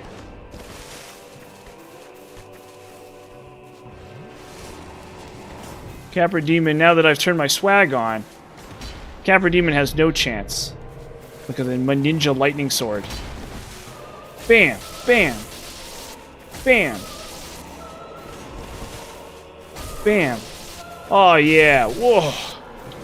Oh! Feels so good. Dex times 12. You're gonna need a lot more dex than that. Well, it's good because it counteracts... It's okay because it counteracts what's-its-face, right? It counteracts, It counteracts, uh-oh.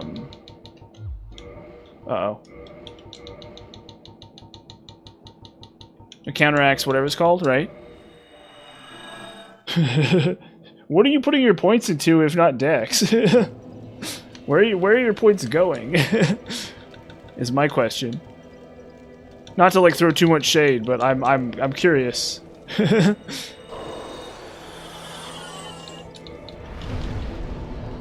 You're like, my dex is 12. It's like, okay, where have your points gone? Bam. Boom. Yeah, then we level up. Nope, it's still not enough. Still not enough, huh? Okay, just put some more points in. Oh, uh-oh. Oh, resistance, yeah. See, there you go. That's what we need. That's what this character needs, is some resistance. That's a great idea. That's what this character really needs, is resistance.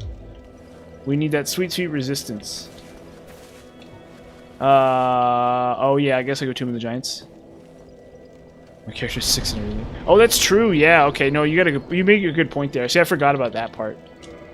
That's actually a good point. You don't have an option. You don't have a choice. You're doomed at the starting line.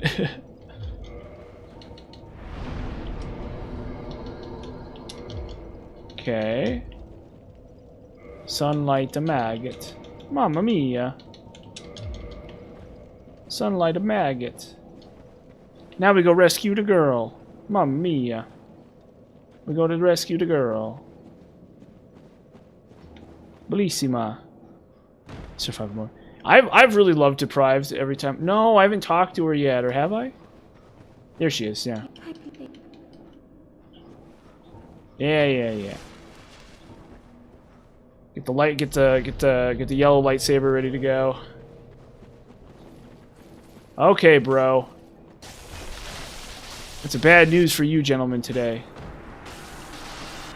Dun dun dun dun dun dun dun dun. Only a Sith deals in absolutes. None, Betty. I know she is. You banished it pains me. I am thank you here. She actually is a really cool character. I like her a lot.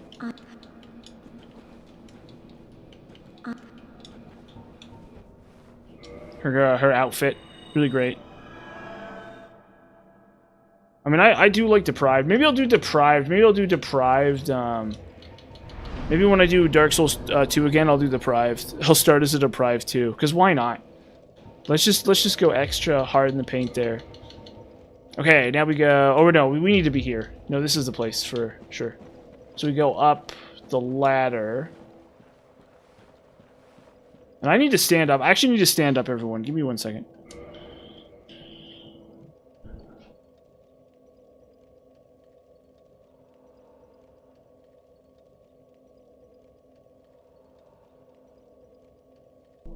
See, I keep forgetting to stretch my little legs. My tiny little pathetic legs. My tiny pathetic weak legs. That are the size of a child's. Or whatever. I'm really short. I'm actually not really short. But that would be kind of funny, I guess. Wait, no. Why would that be funny? Oh, we're cooked. Oh god. Oh boy. Okay, try that again. Gotta try that again. Yeah, so we're gonna talk to her in a minute. Not right now, but we will talk to her in a minute. What's her name again? No, she's not a Vestora. She's, something Kareem. But I can't remember what it is, what her name is. Doesn't matter. The last giant dead. Oh! Finally! Oh god! After only a couple streams.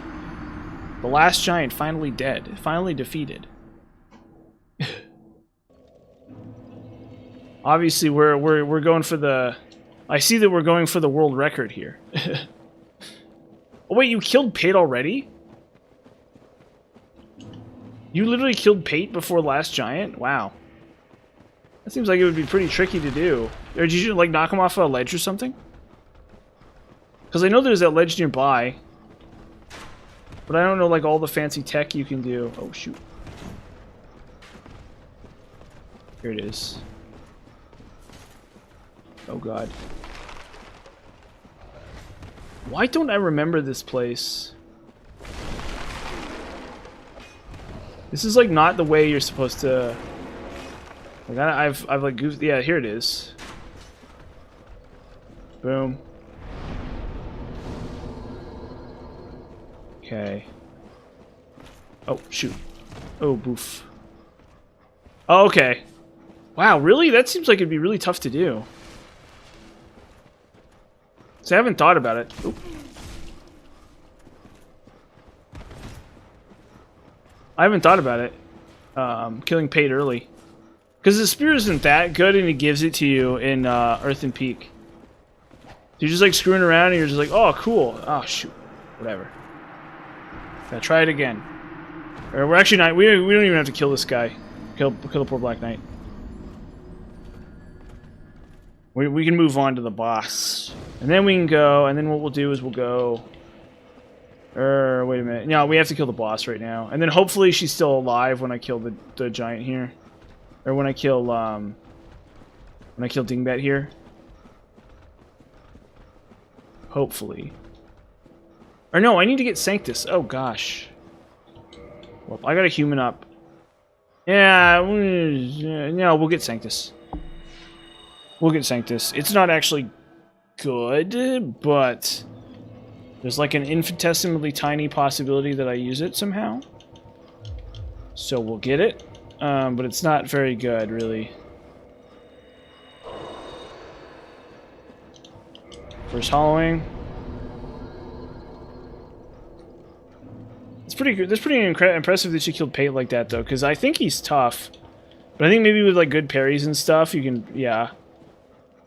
But I'm not very good at parrying in DS2. It's kind of the main, like, I think DS1 is probably the game I'm the best at it.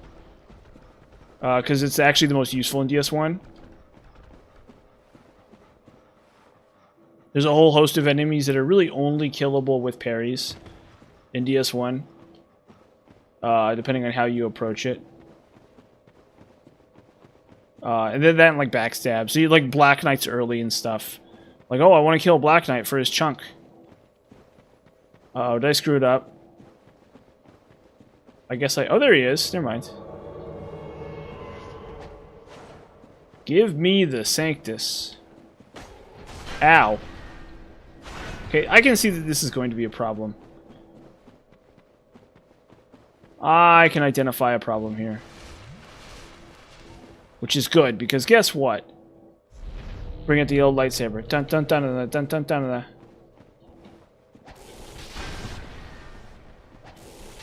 Dun dun dun dun dun dun dun dun.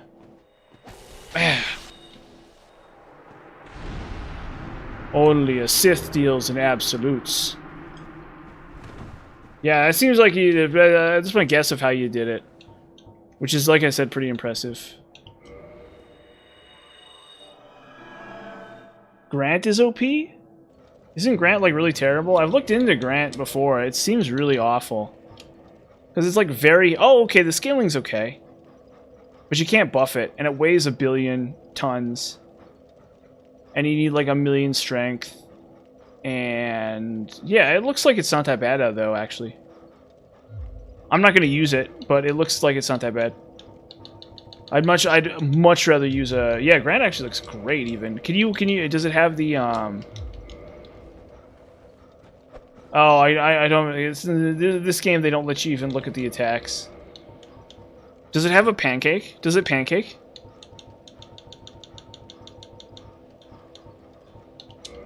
Is that what's going on? Is it... okay, you know what? Actually, let's do... because honestly, I mean, if I'd gone a strength character, I could have used the pancake on it, but I wanted like falchion and stuff. Oh, okay, so it's actually that's actually bad. The Wrath of the God is actually really bad. That's actually really terrible, because you would want a pancake on it, so you could like chain lock enemies up. I mean, it's probably honestly fine, but like you don't want to sit there and have to repair it all the time. So actually, the fact that it has a Wrath of the God special, I'm like not crazy about. But the scaling is good. For a weapon like that, it has very good scaling. So if you had a strength deck setup, you definitely could use Sanctus if you wanted to. But I already used strength in the magic video, so I wasn't gonna. And honestly, I think that the scythe is just as good. Uh-oh. I think the Great Scythe is at least a little more... but I honestly probably strength on this character instead may have been smarter. Because like weapons like like Sanctus, I guess, and...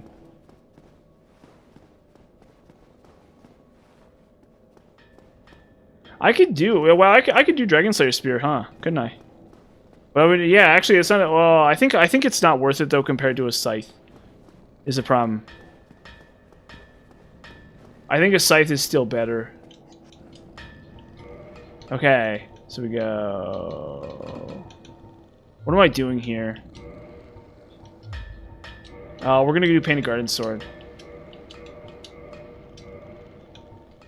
Oh, we need to ascend. Shoot. The special makes it useful in some cases? Huh. Yeah, there's probably some cases for it, for sure. I'm definitely not saying that's not true. I could have thought and I could have done the Sanctus. So maybe I'll have to go over the fact that you can do strength as this character too. Because definitely, you could definitely do this character with like a mace. and like a great club or something. But I do also think that the scythe might be better. Like maybe a little tiny bit. Like maybe just like 1%. Okay, so we need to reinforce. Okay. What are we doing? What am I doing here? Oh yeah, purchase item. We need buy those. And then we'll buy we need like 9 of these. The gargoyle spear? No, you need to kill the gargoyles. You have to kill which is the hard part. You actually have to successfully kill the gargoyles. Which is the sad thing about that, actually. There's no way around it. Hold up. Oh wait, no, we don't want that. Purchase item. LTSs, boom. Oh, you need to kill, you have to kill, Belfry Gargoyles for the Gargoyle Spear. The Gargoyle Bident. It's very good. And also it's a strength weapon, too. That's the other thing about it, is it's also a strength weapon. So, you know. It's up to you whether or not you want to deal with that, but, where are we going? So we'll go talk to Anastasia, or no, not Anastasia, we'll talk to the girl. Yeah, so you're kind of stuck in a spot where you can either go strength or dex if you're doing, or actually no, there's a reason to go both. You know why there's a reason to go both? Because you can get the pike. You can use the pike because it's a really, but it has a really high strength requirement. The pike has a very, very, very high strength requirement. So like technically that is an option you could do. You go for the pike, and try that weapon out.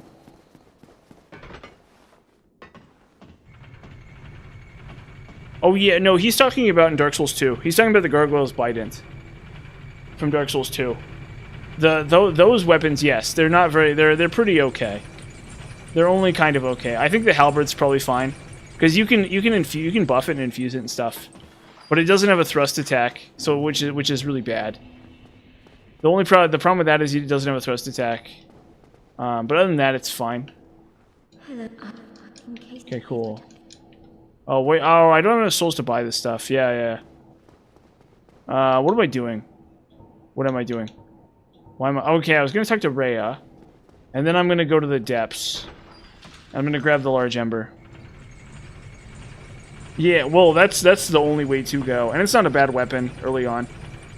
It only becomes like a progressively worse weapon as you go like deeper and deeper, and the gap between it and the, although with Leo Ring and stuff, it's still really great.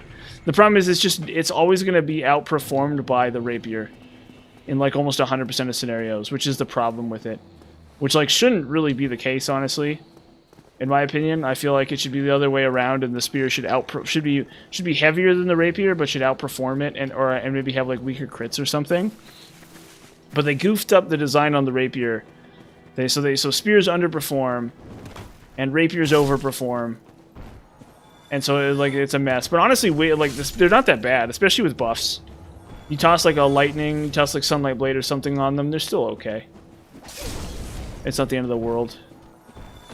I've used magical, I've used buffed spears before, and they're okay. And then Pate Spear is pretty good too, but it has a high dex requirement. And then Pike, you can try Pike out. I think Pike is, I mean, at least has long range. I've done a lot of Pate Spear though. Pate Spear is probably one of my favorite weapons in that game, actually.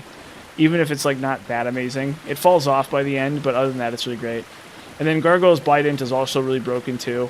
That's probably the second best thrusting weapon, other than like a lot of the thrusting swords. Because it has like really good strength scaling, which is really good. And so what you can do is you can just have high strength and then buff it with like a resin or spell or something, and that's really good. So it's maybe the second best thrust weapon after like the dex scaling thrusting swords. You know, like you have like rapier, and then like espada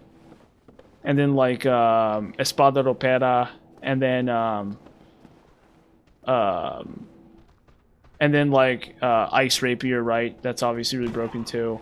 There's maybe like one more. I think Rickard's Rapier is okay on a pure dex build. If you're trying to buff it or infuse it, it's not very good. Is the problem with Rickard's Rapier. I think Rickard's Rapier really suffers from they over nerfed it because you get a multi attack, so they don't want you to apply a buff or infusion like 100 times a second. And so they kind of over nerfed its elemental infusions, and you get like bad scaling out of it. So that's the main issue with Rickard's Rapier, but it's not bad. Especially in a dex build. You get good damage out of it, good range. Not bad at all. Okay, boom.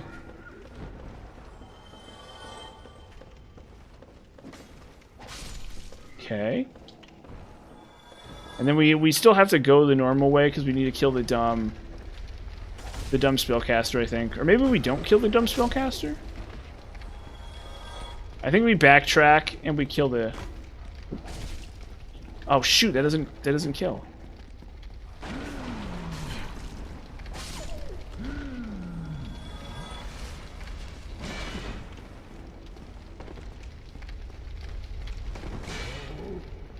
Boom.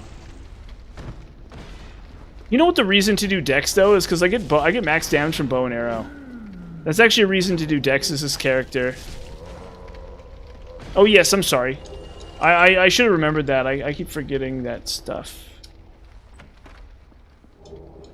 I know. Have I said a pronoun for you? I'm sorry. You'll have to forgive me. I thought I never would have done that unintentionally. Anyway. I think maybe if I said he, I was talking about somebody else, or whatever. I don't. Sorry. I'll make sure to. Boom. Boom. Excellent. Thank you.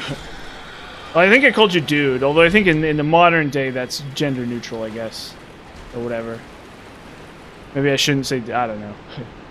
Okay, no, we need to kill the summoner. We need to backtrack here and kill the summoner. Yes, thank you. What was I saying? What was I saying? Oh yeah, we need to kill the summoner or the evoker or whatever. Can't remember what his dang name is. This freaking guy.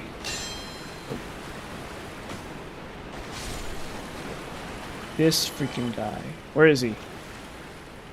Yes, it's right here. He's right here. Okay, cool. Uh-oh. Whoa.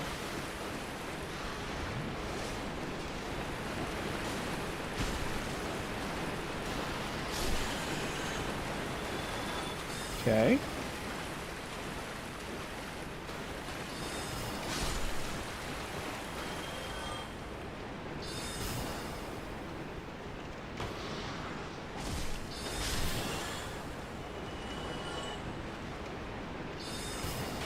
Boink. Okay, cool. Now it's time. Or no, we need to cut off his tail too. Ow.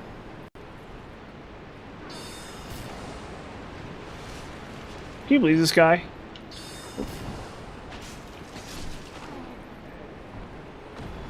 Unbelievable. Oh, this is remastered. I think the original is basically fine. I've never played the original patch of the original. So I can't. There's no point of comparison for this and the remaster. I've basically most of the time I put into this game, I put into the remaster, and I think the remaster is really good. I think it's like really tough for me to argue that the remaster is bad in any way. It's very, very solid, as far as I can tell.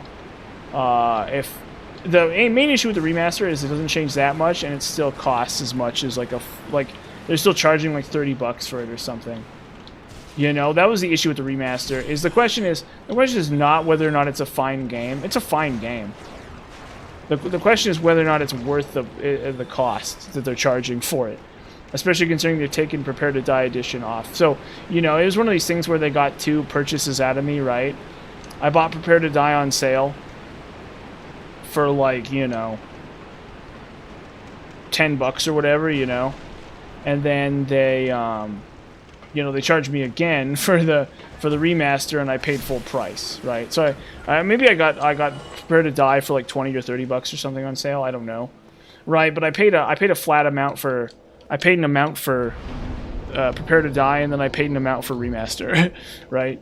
And it was something like 30 bucks or something. I think you got a discount if you had Prepare to Die. But it's one of those remasters that's a little bit too much of a cash grab. I think it's easy to complain about the Demon Souls remaster, right? Like, if you really, really, really want to complain about the Demon Souls remaster, you can. Yeah, no, I would not be surprised. That sounds legitimate. That sounds true to me. But like I was saying, the thing about the remaster is that what is the thing about the remaster? Oh shoot. The thing about the remaster is that's all fine and well, but I paid for it twice, right? So, but if you're buying the game now, I would not worry about the original version. Broken things. You probably could with Mundane, yeah, probably.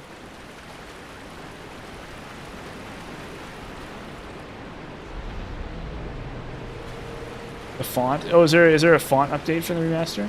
I think the remaster is fine. I like the remaster just fine. I think it gets a lot of hate, which is understandable considering. But I think the issue a lot of people have with the remaster is the fact that they paid for the game twice, which I think is a totally fair point of criticism. You know, like I think that's totally reasonable to sit there and not really like the fact that you pay for the game twice. I think that's totally completely fair. Oh, he wasn't worth that much this time. So he doesn't. Apparently, he doesn't update in the. Yeah. Oh, really? See, interesting, because I never... It seems to me like it runs the same. It runs smooth, to me. I've never noticed, like, slowdown or anything, personally. But maybe I just am not paying attention. Or because I actually have not played the original version that much. Most of my time in the game has been on the remaster. I've played through the original... I've played through Prepare to Die, like, once or twice. To me, Prepare to Die feels slower. Actually, at least in my opinion. Adaptability. I love adaptability. Adaptability is my favorite stat in any Dark Souls game ever. It's so good. It's so good is the good thing. You just have to know where the breakpoints are. I love adaptability. I want adaptability like on my Wikipedia article. It's gonna be like Delve Game Guides loves adaptability. Interesting. That's really interesting, actually. See, I don't know. I've only ever played the PC versions. Huh. Yeah, I mean, you know. I mean, it's pretty crazy that, I also do, I think the main issue with it is, I think, like, the issue that I have with it, ultimately, honestly, is the fact that I don't think it looks different enough. I would have preferred if it looked more different. Come on, bro. Brother.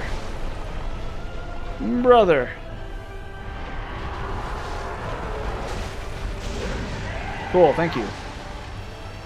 Thank you, sir.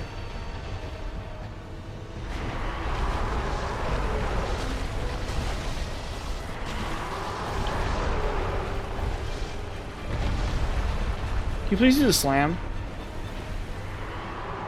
Freaking finally.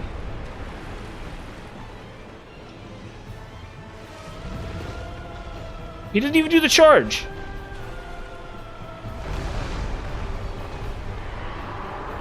This boss is like punking me so hard.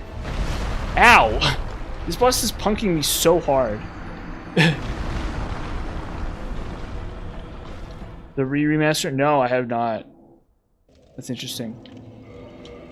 I've actually never even heard of the remaster mod. So what's the okay, 50? Okay. And how much does it do? 380. Versus, what's the Obsidian Greatsword do? So I think I'm just knocking... Okay, 320. Okay. I'll believe that Obsidian Greatsword is better than Dragon Great Axe. So we're definitely going to have to try that out. But not yet. Not yet. So I think like a non-scaling character could use that weapon.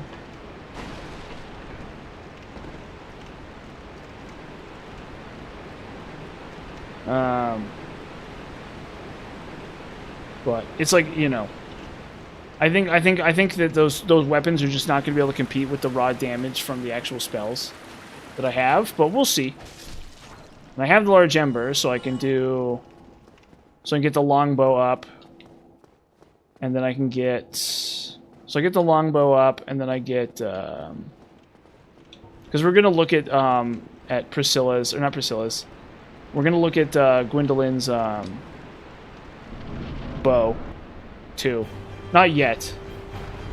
Love how I'm having problems with this guy. Yeah, sorcerer is like way fun. They're gonna. I love sorcery in these games.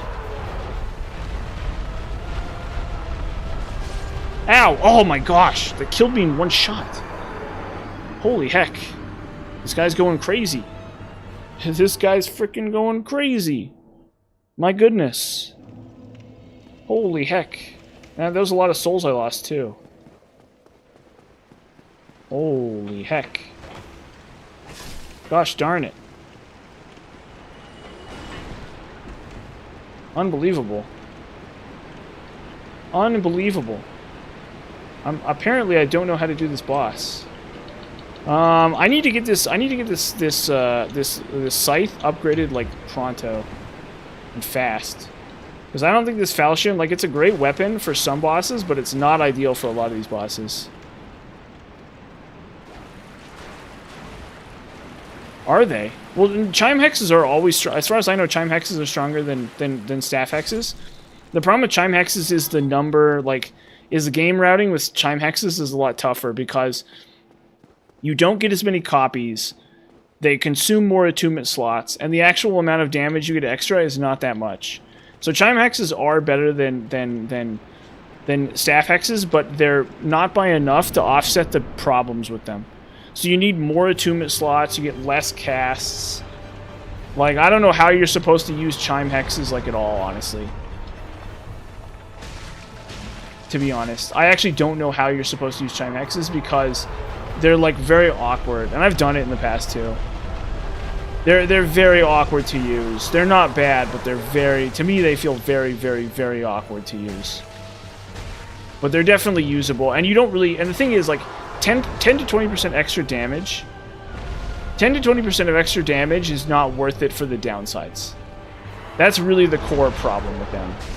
I think if they didn't have that as an issue, they would be kind of respectable. And that's, like, I think the biggest problem with chime hexes. But apparently in PvP and stuff they're great. I don't know, right? But like in my experience with PvE, I've never found chime hexes to be good. I've found them to be like a marginal improvement over with like enough hassle. They're a marginal improvement over Dark Orb with enough of a hassle that they're actually not worth it. Or no, maybe I don't know. Maybe I need to look at it again. For New Game Plus, maybe that's different. Maybe chime hexes are actually really good in New Game Plus. In which case, I would have to use them in a New Game Plus oriented character. Which, like, is possible. Okay, Tomb of the Giants next.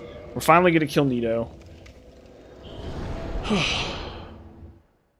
And then we'll grab the, and then we'll go to... Or no, let's actually go to Undead Parish and kill Stiff. Or, yeah, we'll go to Undead... Or, no, we won't kill Stiff. Let's just kill Stiff. Let's just kill Moonlight Butterfly right now. Let's just get that out of the way. I guess I could go to the Undead Asylum. But I think I'll save that for an optional section where I kill optional bosses. Or I guess, whatever. This is the problem with this game, is it's decentralized enough that routing it's actually kind of a pain. Didn't I get the Ember? Oh, yes, there he goes. Okay, so we go purchase item. Press Artorias. Reinforced weapon. Great Scythe plus 6.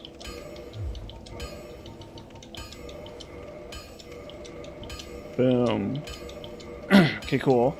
So we need 2 more large LTSs. We'll get the longbow up, I think. And then... Good. Go and get yourself.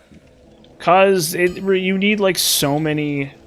You need so many stupid things, it's not worth it.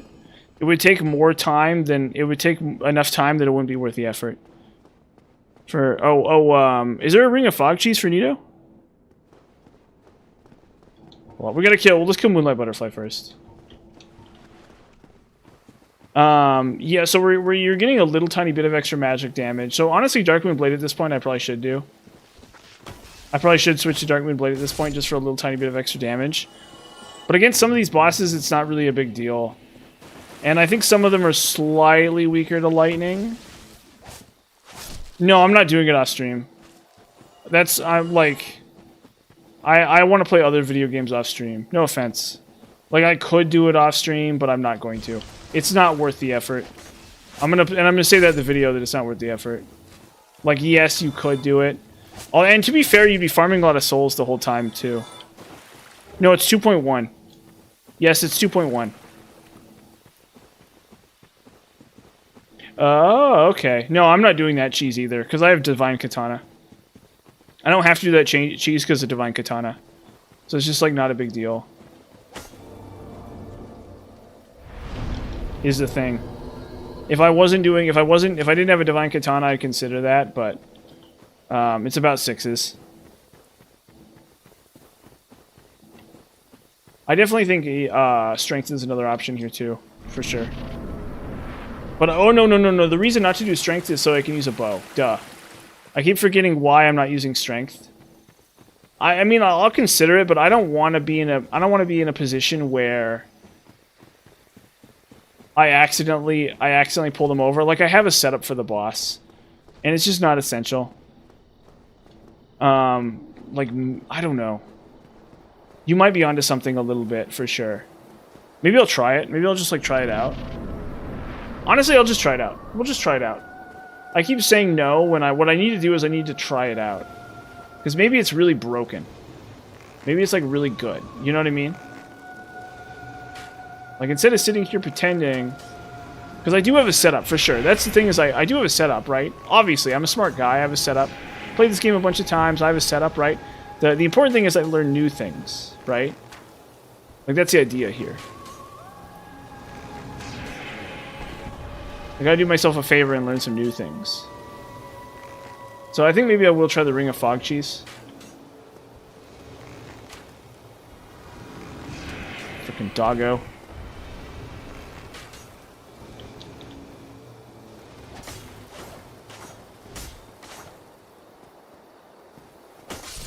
Cool. Boom. So yeah, Ring of Fog Cheese is coming up. I said I wouldn't do it, but we're gonna try it out. Stands as this. Dark Souls 1 is harder than 1.0 and easier in the later versions. Dark Souls is harder in 1.0 and easier in later versions, but Dark Souls is easier in the 1.0 and harder in later versions. Yeah, because well, what bugs, what stuff did they fix in the 1.0? What stuff did they fix in the 1.0 of Dark Souls 2? Like, I didn't even know they fixed anything in the 1.0 of Dark Souls 2. I thought Dark Souls 2 was, like, the same.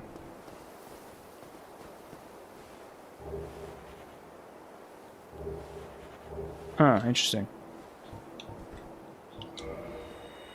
I mean, like, Havel Flip isn't that necessary, right? I don't know. Can I level up? No. Or no, we need to join this covenant. Oh wait. Oh shoot.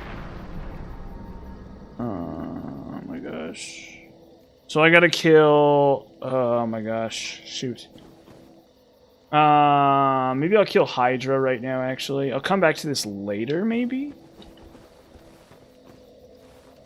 Let's see. Because I need to join Covenant here. But I can't join Covenant until I've used Darkmoon Blade. But I guess there's only one boss. There's only 2 bosses left for Darkmoon Blade. So we'll just go kill... We'll kill Nito right now, I guess. Yeah, well... Because I need to join this Covenant for the ring. It's, like, actually kind of important. So... Actually, speaking of which, can I unequip Havel's ring?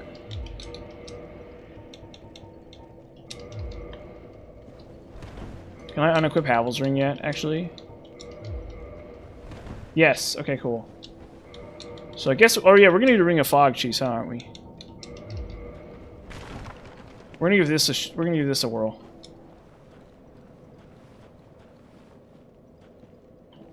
Oh, okay. Really? Oh, yeah, the ring... Yeah, no, I've heard of this. Yeah, yeah, the ring used to be different. It used to be so you could, It used to be that you could ninja flip it at medium roll. The ninja flip ring worked at medium roll for some reason, which I don't know why they ever thought that made sense, but they did. Oh, that's towards Black Knight. Yeah, yeah, I remember hearing about that.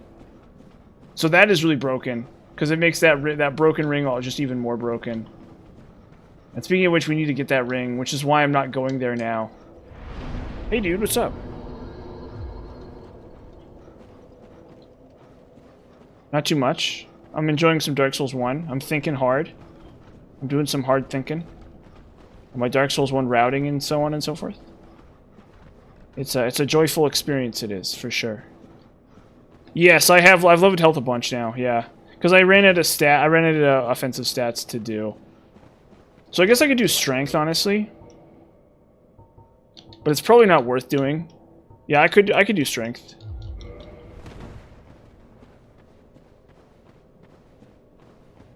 At this point, I could start leveling strength if I really wanted to, I guess.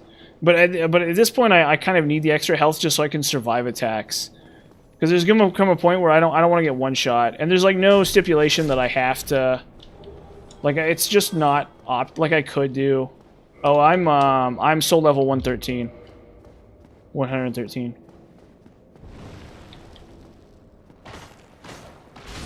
Ow.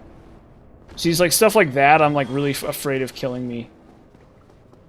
So I kind of like have to do. I kind of have to level.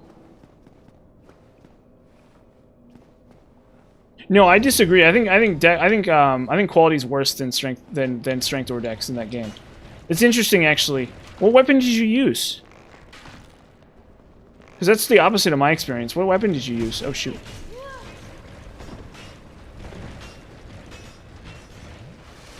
Pull up.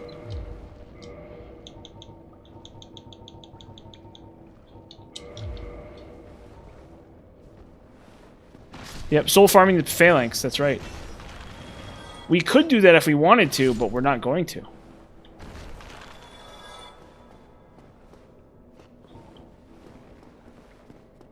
Oh, okay, well I guess that's fair.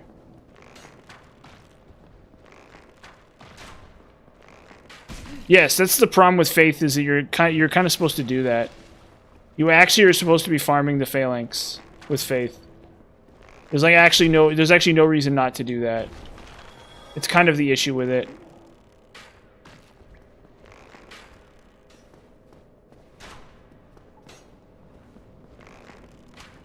My hat is getting in the way.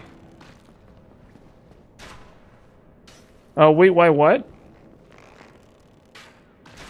What's your question? Wait, why what?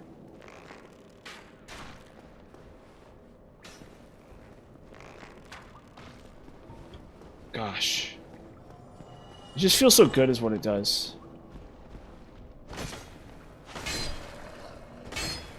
Oh, no, no, so you just can. The reason why you want to do it is because you can. It's not... So what you do... So how it works is you go to Paint a World. Oh, are you talking about Dark Souls 3? Oh yeah, no, Dark Souls 3 quality is really good. No, quality is insanely good in Dark Souls 3.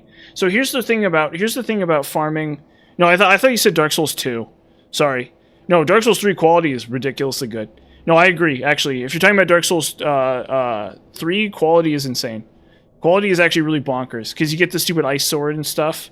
I love quality. And you get like a bunch of really great swords and stuff. Quality is really, really good in Dark Souls 3.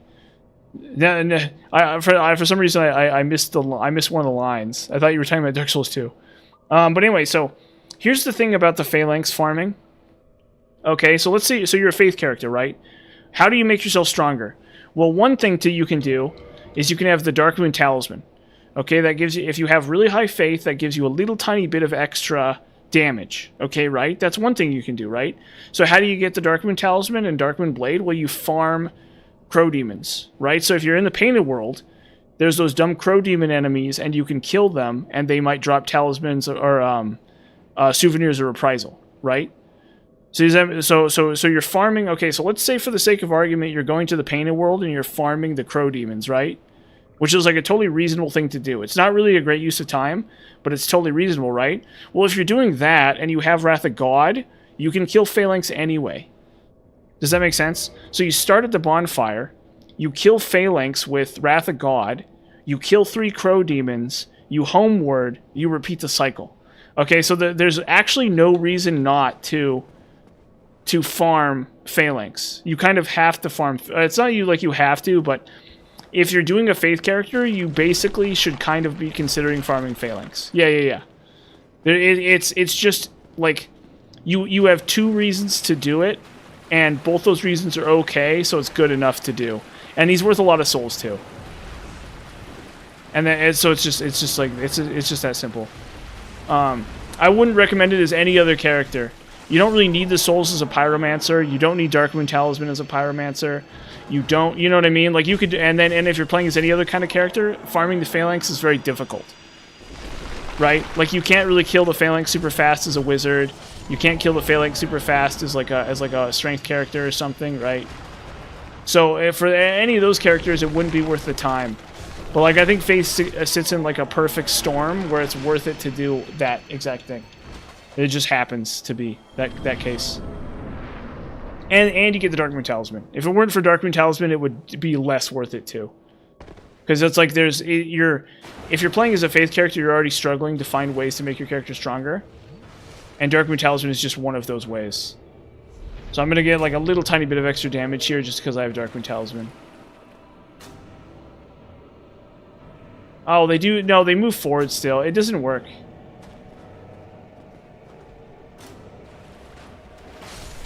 I'm sorry, this is not a great cheese.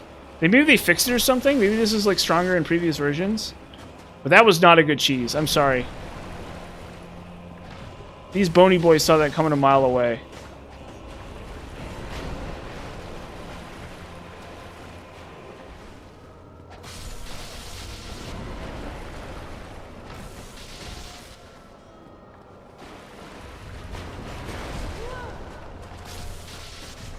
Ow. I'm gonna like die.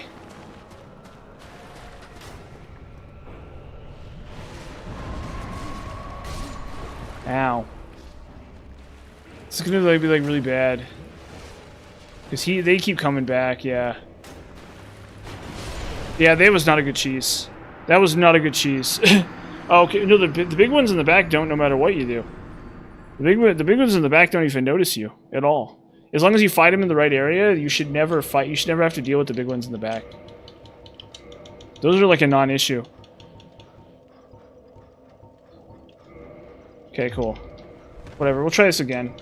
It's fine.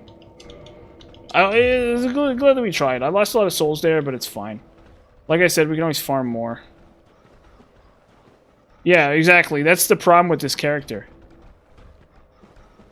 That's like the serious problem with this character. It's like there's literally no point in doing this when magic is as strong as it is.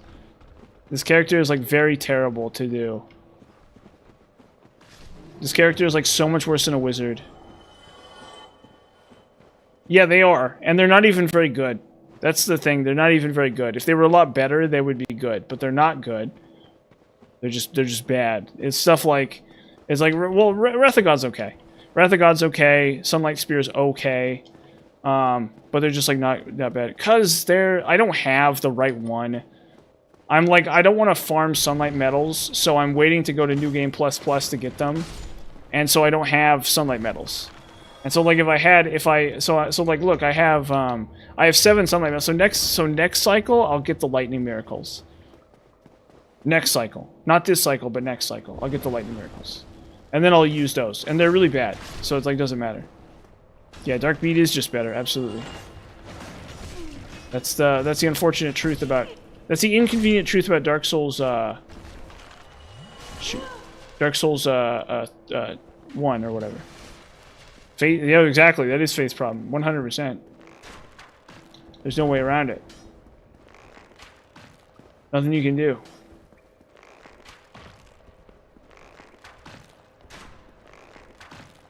Ow.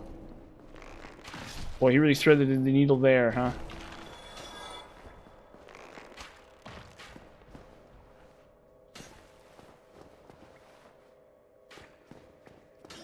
Oof. I do have 50 faith, yeah. Yeah, it's okay. It's fine.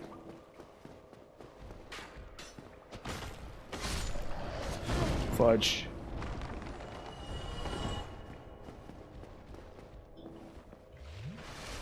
So you can't lose patience there.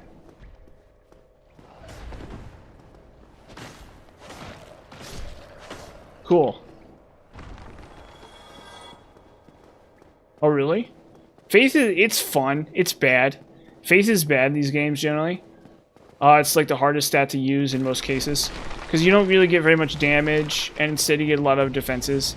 But you definitely can use Faith in most of these games. It's just like really wonky all the time. Is the issue with it. It's just very wonky. In like every case. And like the damage is like generally poor. But you also get the best boss spells in the game, so in most of the games, so it's like okay. Yeah, if you're doing faith only or primarily faith, it's a huge challenge. But if you're like New Game Plus stats, at a certain point you kind of have to do faith, cause it's the only stat that's still going to give you value past a certain point. Okay, we need this.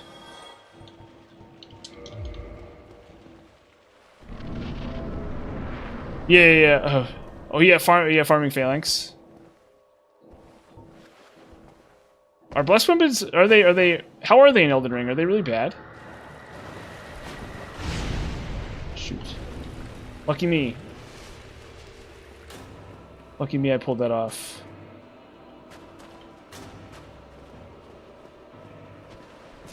Ow.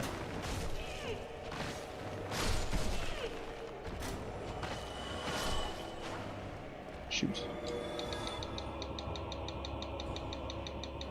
Where are they? Oh my god. They're there.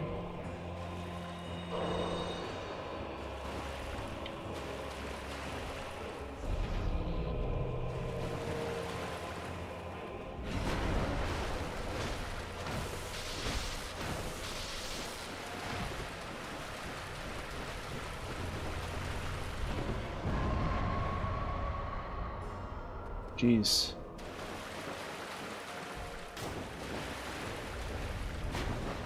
What is that? I've never seen this before. That's new. Okay, well, whatever. Yeah, have a good night, dude.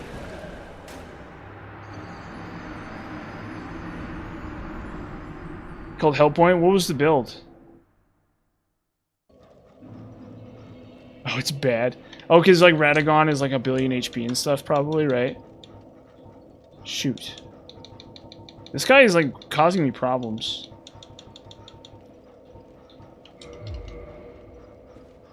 This is new game. This is +1. So I'm still kind of getting my footing in the game. Weird. Okay, so so he only does it if I have humanity. Oh, dual staffs. Okay. Okay, I see. So we're just doing something a little goofy, I guess. Dual staves. Gotta get that dual staves, bro. Oh, excuse me. That was not directed at you. That was more directed at like in general. Gotta get them dual staves. Yeah, so he only does it apparently if I have humanity, I guess. That's fine. Gotta get those dual staves.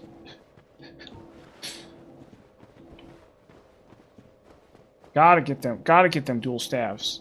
That's like whenever I'm playing these games, I think to myself like, you know what I really need? Staves and a staff in both hands. That'll really make my character shine. Gotta get that. Oh shoot! Ah, come on! Stop doing that. You know what? I think what I need to do is I need to just like, because I need to get out those souls.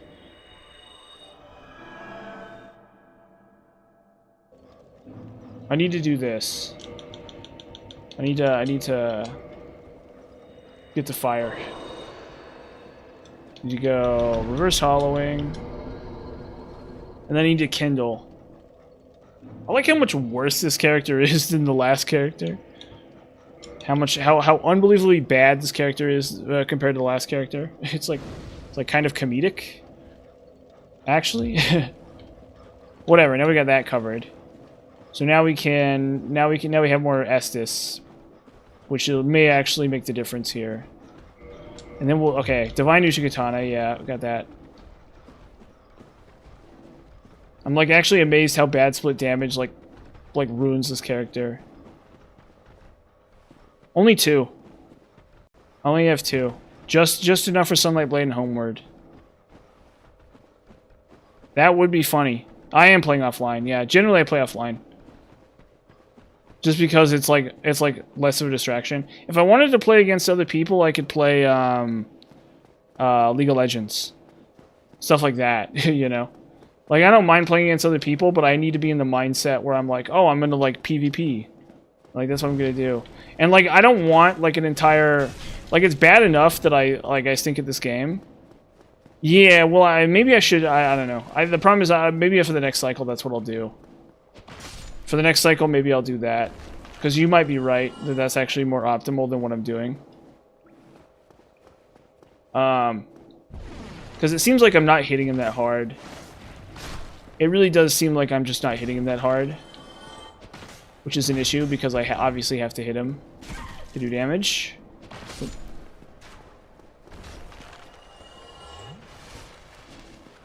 Oh shoot. We need the bow back. And then I don't have Painted Guardian Sword up yet either. So I still need to mess with that too.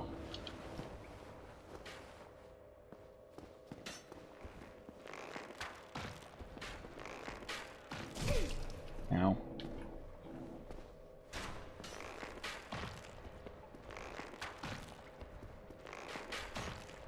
Gotta do this. I still gotta go kill Artorias too. Shoot.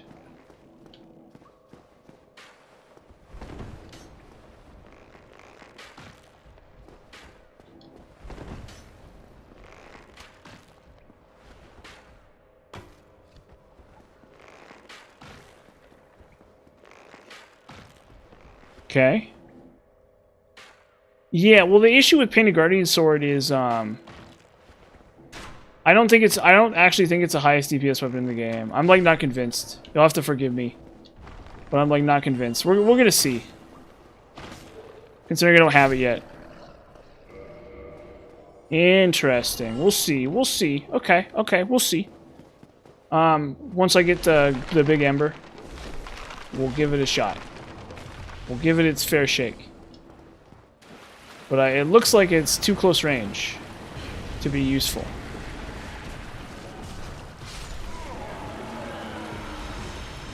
Yeah. That's what I was thinking. But we'll still give it a shot. We'll still give it a shot. I mean, for most enemies, your AR isn't that important. But for these bosses, it's like a really huge crisis. Like I'm literally not doing enough damage to him to like justify this at all. Because it's honestly split damage. It's not just AR, it's also split damage. Because like the split damage is ruining my setup here. Like it is actually making this so much worse than it should be. And it's all because of split damage. Straight up. Absolutely. Maybe not entirely, but it's definitely not helping. Well, I mean, split damage sucks anyway. Split damage is like never good, no matter what. Oh, shoot. Okay, hold up. I know this is like really bad. I'm sorry.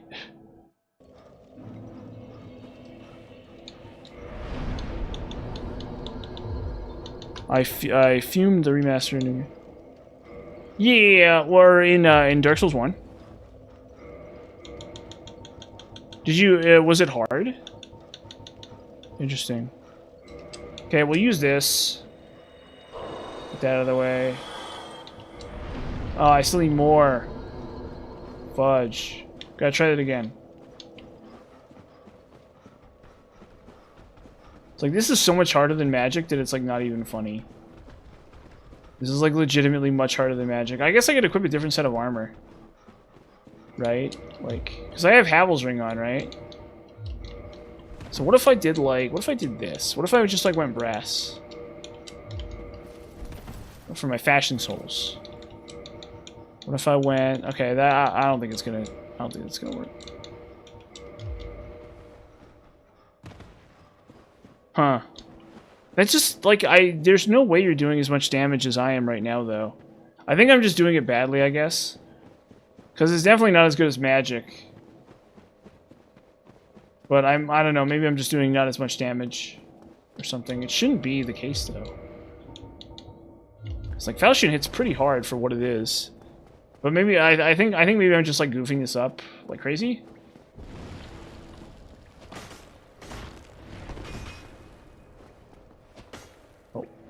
Bam. Well, we'll see. We'll see. And then I need to kill the DLC bosses after this. Oh.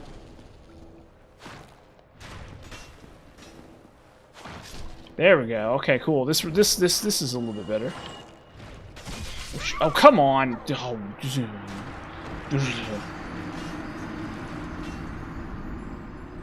Oh, are you talking about Dark Souls 3? Cause, I don't know. It's not that essential. It's just not going to help me that much. I think what I need to do is I need to do deal. Oh shoot, wrong way. Fudge. Ah, my gosh. Whatever. I'll just go kill DLC bosses. It's fine. Or no, we actually no. We need to finish this guy off. Huh? Interesting. Let me look at. Maybe you just did really good or something? 1 second. Let me look at something. Give me 1 second. Let me take a look at this. Okay, so broadsword, Kingsuit Framped, Rate plus 15, 205. I think maybe I'm just doing badly then. Because it shouldn't do better than the Falchion. It like looks about 6s with the Falchion here. I'm like looking at it and it's like the same. You better armor set. No, the armor set's not going to help me here. I'm just goofing this up is all. We'll get there. It's just going to take a little bit more effort here. I do need more defenses. You are correct about that. But there's nothing I can really do quite yet for that. Shadow armor is fine enough for now. My plan is to move up to like brass armor or something. Brass armor or silver knights or something. Like I'm just doing this wrong. I need to do it right as opposed to wrong. I need to go all the way. Yeah, well that's what I'm saying is the damage shouldn't be that much better than the weapon, the Falchion. Like it's confusing me because the damage should be the same, basically. Except with just like better scaling or whatever. So I think maybe I'm just doing badly, that's fine. My stats are just like not right. There we go. Dark bead, power thin. That's what I really need to do. Yeah, actually, you're right about that. That's actually correct. That I will say is 100% true.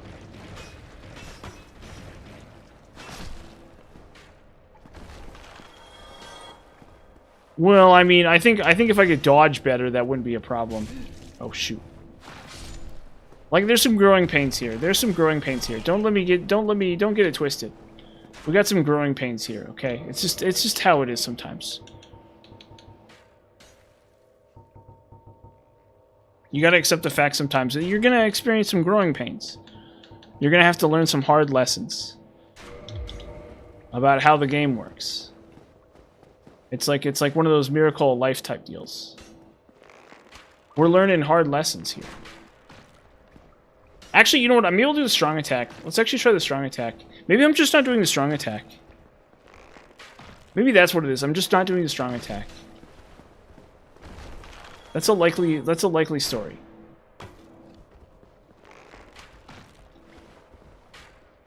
No, it's Uchikatana. It's Uchi. Yeah, Uchikatana is really good. Blessed. It's actually a really good blessed weapon.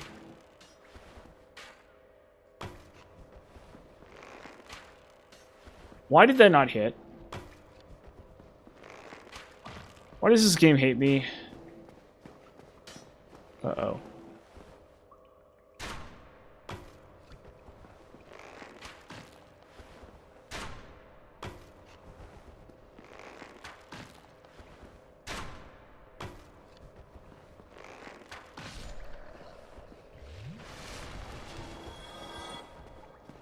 Well, no, the issue was I couldn't. So for some of those weapons, I actually couldn't. Like Great Scythe, I made the mistake of, I did most of the work. No, the bleed doesn't affect it at all. Yeah, not in this game. In this game, the bleed doesn't affect it at all. It's, like, still really good. The thing is, the split infusions are bad enough that they didn't even bother nerfing it with the bleed. And so it ends up being just fine. Not that any of these enemies bleed anyway. But it's a perfectly good weapon against these enemies, because they're not that resistant to slash. They're, like, kind of resistant to slash, but, like, not really, really.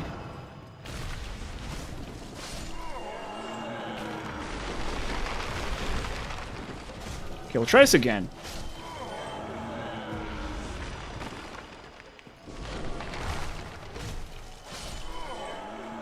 Cool.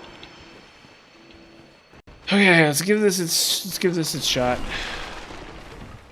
What is this over here, by the way? Okay, cool. I should actually grab that. That's actually worth grabbing. Believe it or not. All you need was faith to 30? Yeah. Probably, yeah.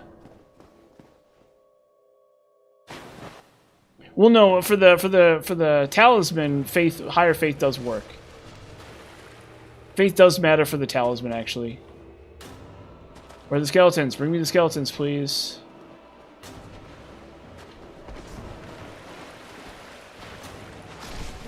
You sleazy skeletons.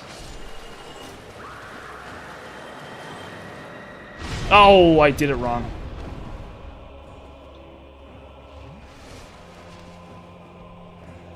No, like I farmed enough in New Game. The farming isn't the issue. Except for the scythe, but the scythe I made a different mistake because I should never have,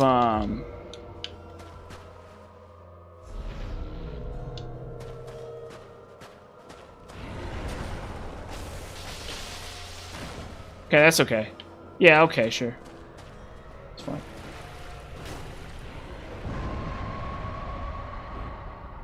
I need to turn him around.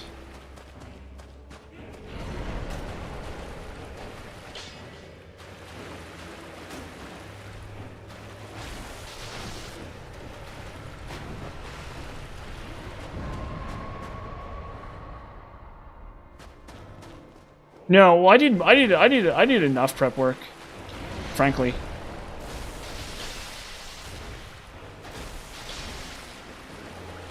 I don't think I actually should have done more prep work. I think it's fine.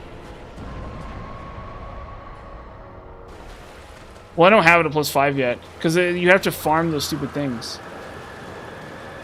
Oh, shoot. Yeah, it's fine. We'll mess with that later.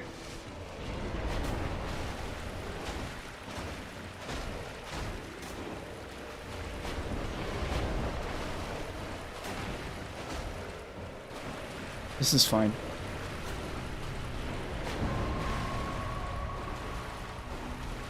If anything, I should have not ascended the Great Scythe.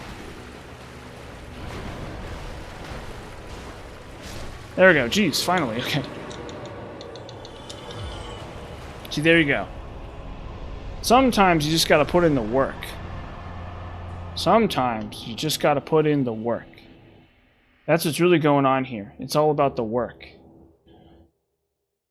It's all about putting in the effort. You gotta put in the elbow grease. You gotta put in the elbow grease. It is, yeah. So I think Great Scythe is probably the weapon I'm gonna use for the long run. It's good against a lot of normal enemies. So I don't think it's like a bad weapon per se. And you get the flexibility of fast attacks, but I do think it's outclassed by other weapons, for sure. Absolutely. I definitely think it's outclassed by other weapons. So let me test something really quick here. So we take this off, take that off, we put on Great Scythe, and I guess we take off the bow. Okay, cool, we're fast rolling. So what if I put on brass armor?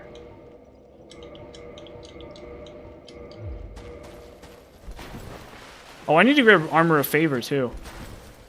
Okay, so we don't have enough yet to fast roll in brass armor. Oh, shoot. Yeah. So we don't have enough to fast roll in brass armor. I need to go back to this. It's fine. Like, it's totally okay. It could be better, but it's fine. I think it, like I said, I think the reality is I have to just like get used to using this. Well, it's really cool looking armor, but I don't think it's actually a very good armor set. It's kind of heavy. We can look at armor of favor, yeah. Yeah, we'll do. Maybe we'll do a Lautrec set. So that's 11. So that's even heavier. So to fast roll with that would be pretty tricky. And at that point, we could probably just probably just do Silver Knights. But that's neither here nor there. So I mean, that's one nice thing about the Falchion, at least, is that it's really light. So I gotta give it that.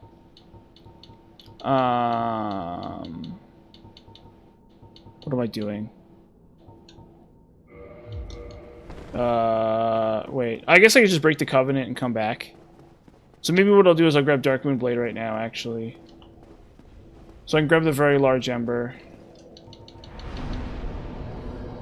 We'll stay here for a second. So yeah, because I can come back and I can rejoin the Covenant, right?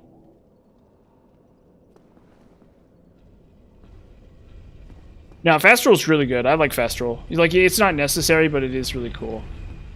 I guess I don't have to do it, honestly. It's fine. Maybe I'll think about it some more. I guess I could do... Let's try it again. 5.1. Why is favor armor less heavy? Well, I look really good, that's for sure. Well, we need to take a look at something. We need to look to see which armor sets are even on the table, because it has to be a Twinkling Titanite armor set. Whatever armor set I use must be Twinkling Titanite, so I need to look to see which sets are even viable. And we'll buy a bunch of large shards right here. Or wait, do I need large shards? Yeah, let's upgrade the shield, actually. We'll upgrade the shield. +5 giant armor set. Because with medium roll you sacrifice agility for tanking hit, but you need to tank hits if you buff weapon. No, I mean, I think it's fine. I think dodging is fine. I think we will actually commit to fast roll. Yeah, but you need both rings. You need both rings and Mask of Father to fast roll. If I'm gonna use the stupid sword, I guess we can upgrade this too while we're at it. So I still need 4 more of those. Okay, cool. So yeah, we're gonna go join the Forest Hunter Covenant, kill the guy for the Dark Woodgrain Ring. The thing is, I get Dark Woodgrain Ring. Ah, it's fine. Yeah, we're gonna try it out. I'm not gonna try it out yet, but we will try it out. Yes, I know it sucks, but we're gonna try it out anyway. I'm not gonna sit here and not try it out. That's the thing. Okay, where are we going? Oh yeah, we need to go to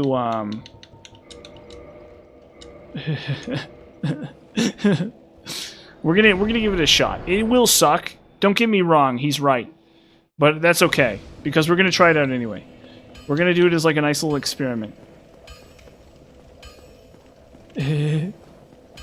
Come on, guys, relax. It's fine. Guys, relax. Relax, guys, relax.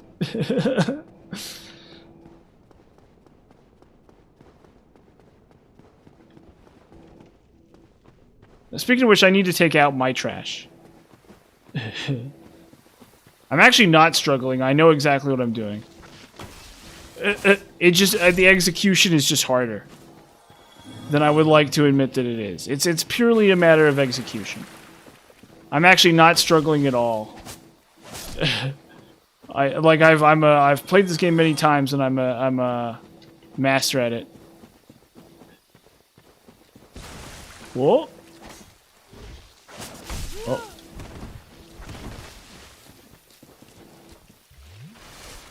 Oh gosh. Oh, that does kill. Okay.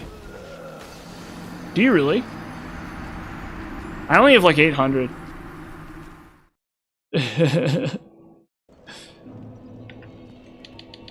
Warp.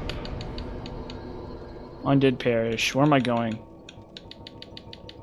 Hold on. I think we'll just run past the trees. This ain't exactly a speed run. I will be the first to say that. But to imply that I don't know what I'm doing is wrong. It's just not a speed run.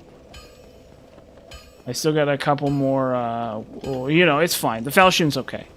I think we do need to transition to Great Scythe, though, for sure. That's the only thing, is that I need to transition to Great Scythe. That's like the main thing that I have to do different.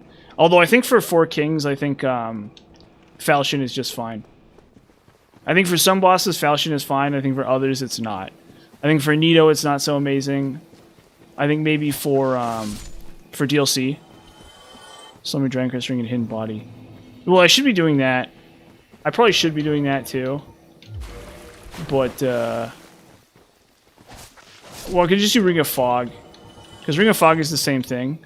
So maybe I'll try that. Let's mess around with that.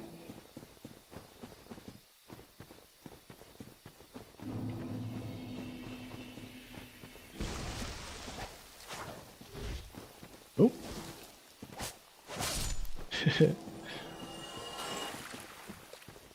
Oh. Sweet. Wait, I need Wolfstring maybe? Hold on, we'll grab Wolfstring too while I'm here. I think I forgot about that last time. You need to mask your steps. Or do you need both? Do you need Hush too? Honestly, it's probably not even worth it at that point. Well, I have Hidden Body. Hidden Body's fine enough, I think.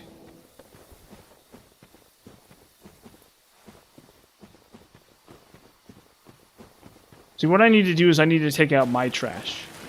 That's what needs to happen. I need to go take out my trash in my kitchen after the stream. It's fine.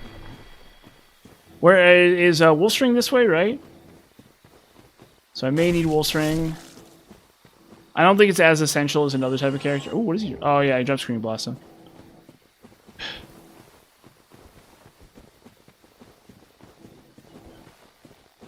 What are you guys even arguing over?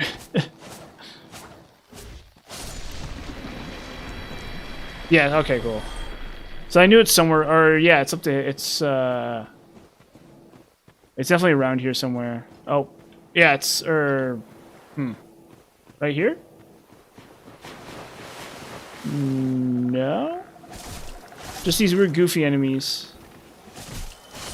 No, this is not it, right? Yeah, it's something different.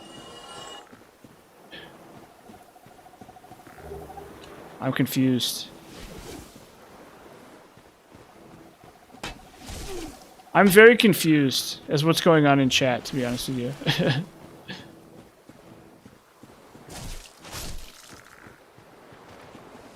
I only know one thing, and that's complete and total victory. Or something like that. That's all I know in this world. Okay, no. Where am I going?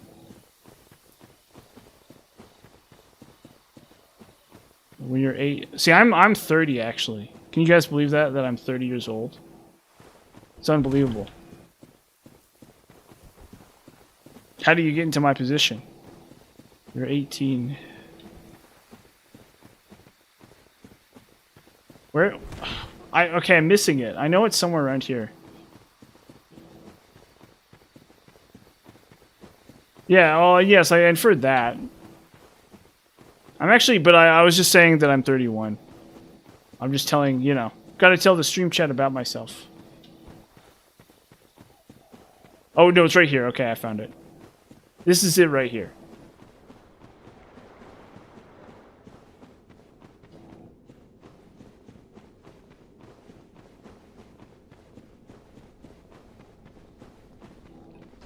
Me? I'm bald. I'm actually really bald too, unfortunately. Oh shoot. That's another. This is a sad thing. Oh. Come on. This is it right here. So we'll get this. Yeah, it's right here. And then we'll join the Covenant.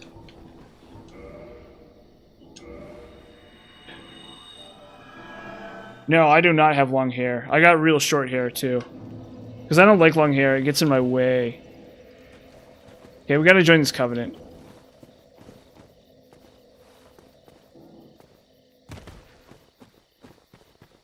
I know, I wish I had a house.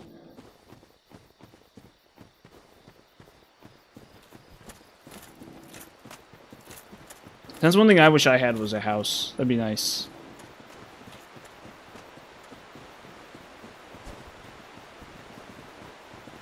What does...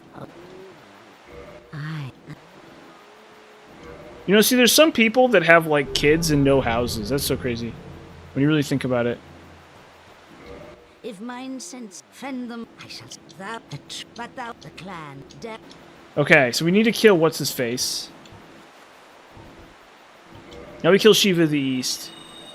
Yeah, hey, keep it nice, guys. If you do me a favor and keep it nice. To be honest, it's a little amusing. I thought you guys, if you guys are arguing a little bit, but do me a favor. We gotta keep things cool. We gotta relax. See, this is what I keep saying is everyone needs to relax. I've been trying to relax these days and keep my anger in check. You know, that's what I'm all about nowadays. Hold up. Hold up. Okay, we gotta kill this guy. We have to kill this guy. There we go.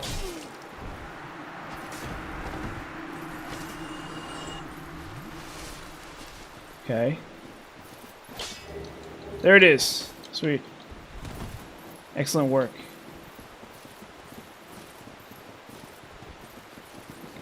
Don't worry. Oh, look. Guys, just relax. Just relax, guys. Don't worry. Just relax.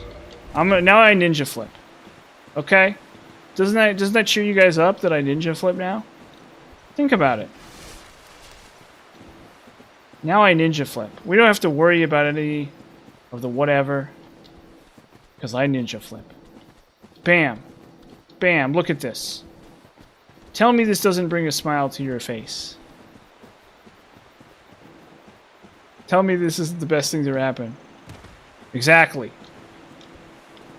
We have everything we need right here. In this ninja flip.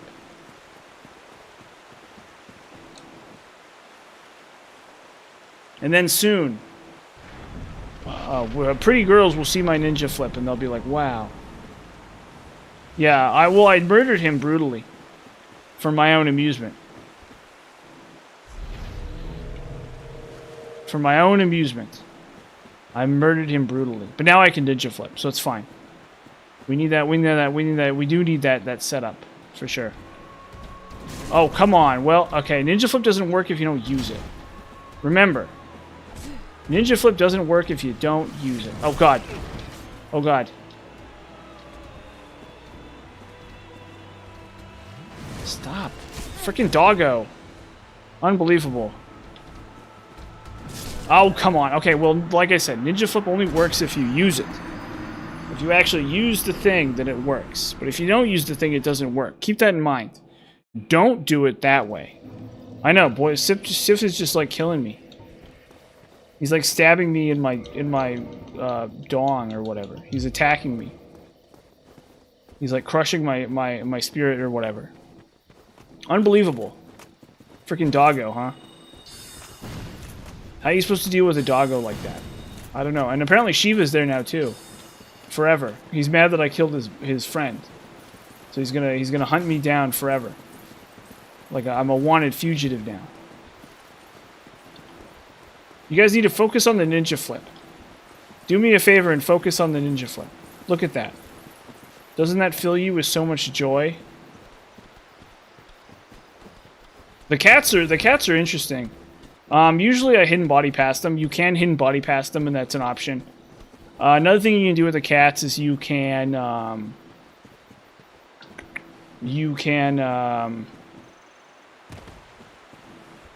I don't have enough. Okay, shoot. I need more Estus for this probably. It's fine. Another thing you can do is you can actually block them pretty good too. They're actually not that hard to block. They might have a grab. I don't know. I haven't fought them that much. Because usually when I'm fighting them, I'm doing like beam stuff. Oh god. Oh, come on. Not very sporting of you, Mr. Doggo, is it? This frickin' doggo.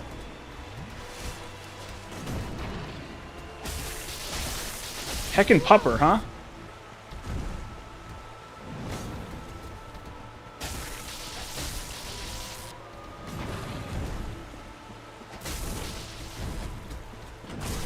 Frickin' pupper?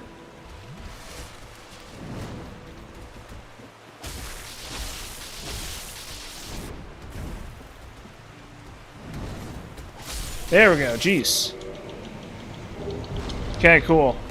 This will be a great place to stop for the stream, I think. Or no, we'll do a little bit more. We'll do a little bit more before we stop stream. There you go. Yeah, see, it's not so tough when you actually ninja flip properly. Okay, so now we go homeward.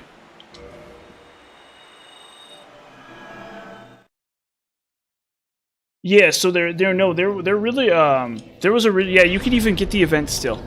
You can actually still get the event.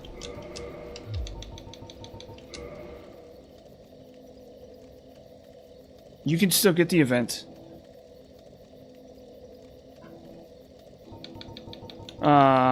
Let's see here. Yes, you can get the event. You absolutely can do the event. It's actually in the game code, and you can get it. You need to pull off an item exploit. So there's an item exploit where you use the black eye orb at the same time you use another item, and it'll teleport you to the thingamajig, and you'll fight the boss. Okay, now we go. Let's see here. What are we doing? Firelink Shrine. We'll go to the thing. We'll do whatever it's called. We'll do heckin' thingamabob. We'll do this dumb place. New Londa Ruins. We'll do New Londa Ruins. And then we'll kill 4 kings. And then that should give me enough resources to... Wait a minute. Or no, I need the divine... I need the large ember. The trick here is I need the large ember. I need the large ember. Can I... let's see here. Can I fast roll in... with Scythe? No, I can't. For some reason, I can't fast roll Scythe on. Oh, because I have the shield. Okay, so if I take off the shield, I can. So if I put on green grass crest, probably. So actually, it's what I might do for this area is go grass crest. Yeah. Yeah. Okay. Cool. We're good.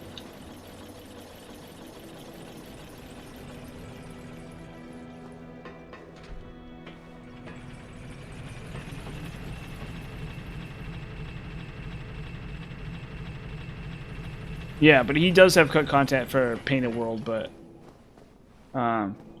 they don't do that or whatever. Or what was I saying? They you need there's like a specific trick to it. There's like a very specific trick that involves what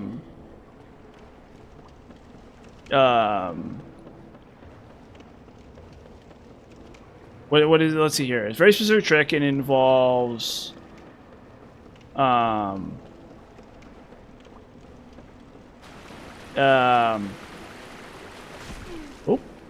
very specific trick, and I can't remember what it involves again. Or no, it's purple coward's crystal. Yeah, well, you need black eye orb, but you need another item because you have to drop off in the exact wrong. You have to drop off the mat, or you need to get on top of a box or something on a ledge, and then you need to drop off the ledge at the exact same time you try to use another item or something like that. It's like frame perfect. But if you get it, you use the black eye orb, and then the black eye orb takes you to the event. And so you can't have you need the black eye orb from the Lautrec event with Anastasia, and then you also need the other item. But I think it's purple coward's crystal. There might be another item you can use, but generally the iconic one is purple coward's crystal. So that's the item that causes you to dip out of a well, let's even kill him. That's the item that causes you to dip out of a multiplayer match. Or out of a... Okay. Oh, he just runs back. Okay, cool. Sweet. There's a ghost there's a ghost attacking me. Oh, it's an arena only item. It's an item that just causes you to leave an arena match. So there's the DLC arena where you can 1v1 people. And all it does is cause you to leave that arena. That's all it does. So if you're fighting in the arena and you want to leave a match, you just use purple coward's crystal. That's the only it's the only use for it. So that's the thing, is that if you try to use it, it does nothing in 90% of scenarios, but it has some kind of weirdo interaction where, because you technically, yes, it does have a funny name for sure, but the reason you're allowed to use it, the reason you can use it, is because the reason you can use it is because the reason you can use it is because the item itself is coded to like do like a fake out animation if you try to use it, right? So if you try to use it and you're not in the arena, your character will do like a dumb animation, right? So technically you can use it, you just can't, or something like that. I don't know exactly how the coding on it works or whatever, right? Because I'm not a thing, or I'm not a programmer or whatever. But it's funny because it is funny because despite that, there's still like a trick to it or whatever. Wait, or I don't know exactly how it works behind the scenes, but yeah, you can do it. And I think maybe you can do it with other items too. I don't know for sure. Well, I need to end stream in a second here. So have a good night, everybody. Thanks for watching. There will not be a stream tomorrow night. There will not be a stream tomorrow night, and but there will be a stream on Thursday and probably Friday. So, so look forward to that, I suppose. And let me stretch my back out. Have a good night, everybody. Thanks for watching. Keep it cool, everybody. 1 second.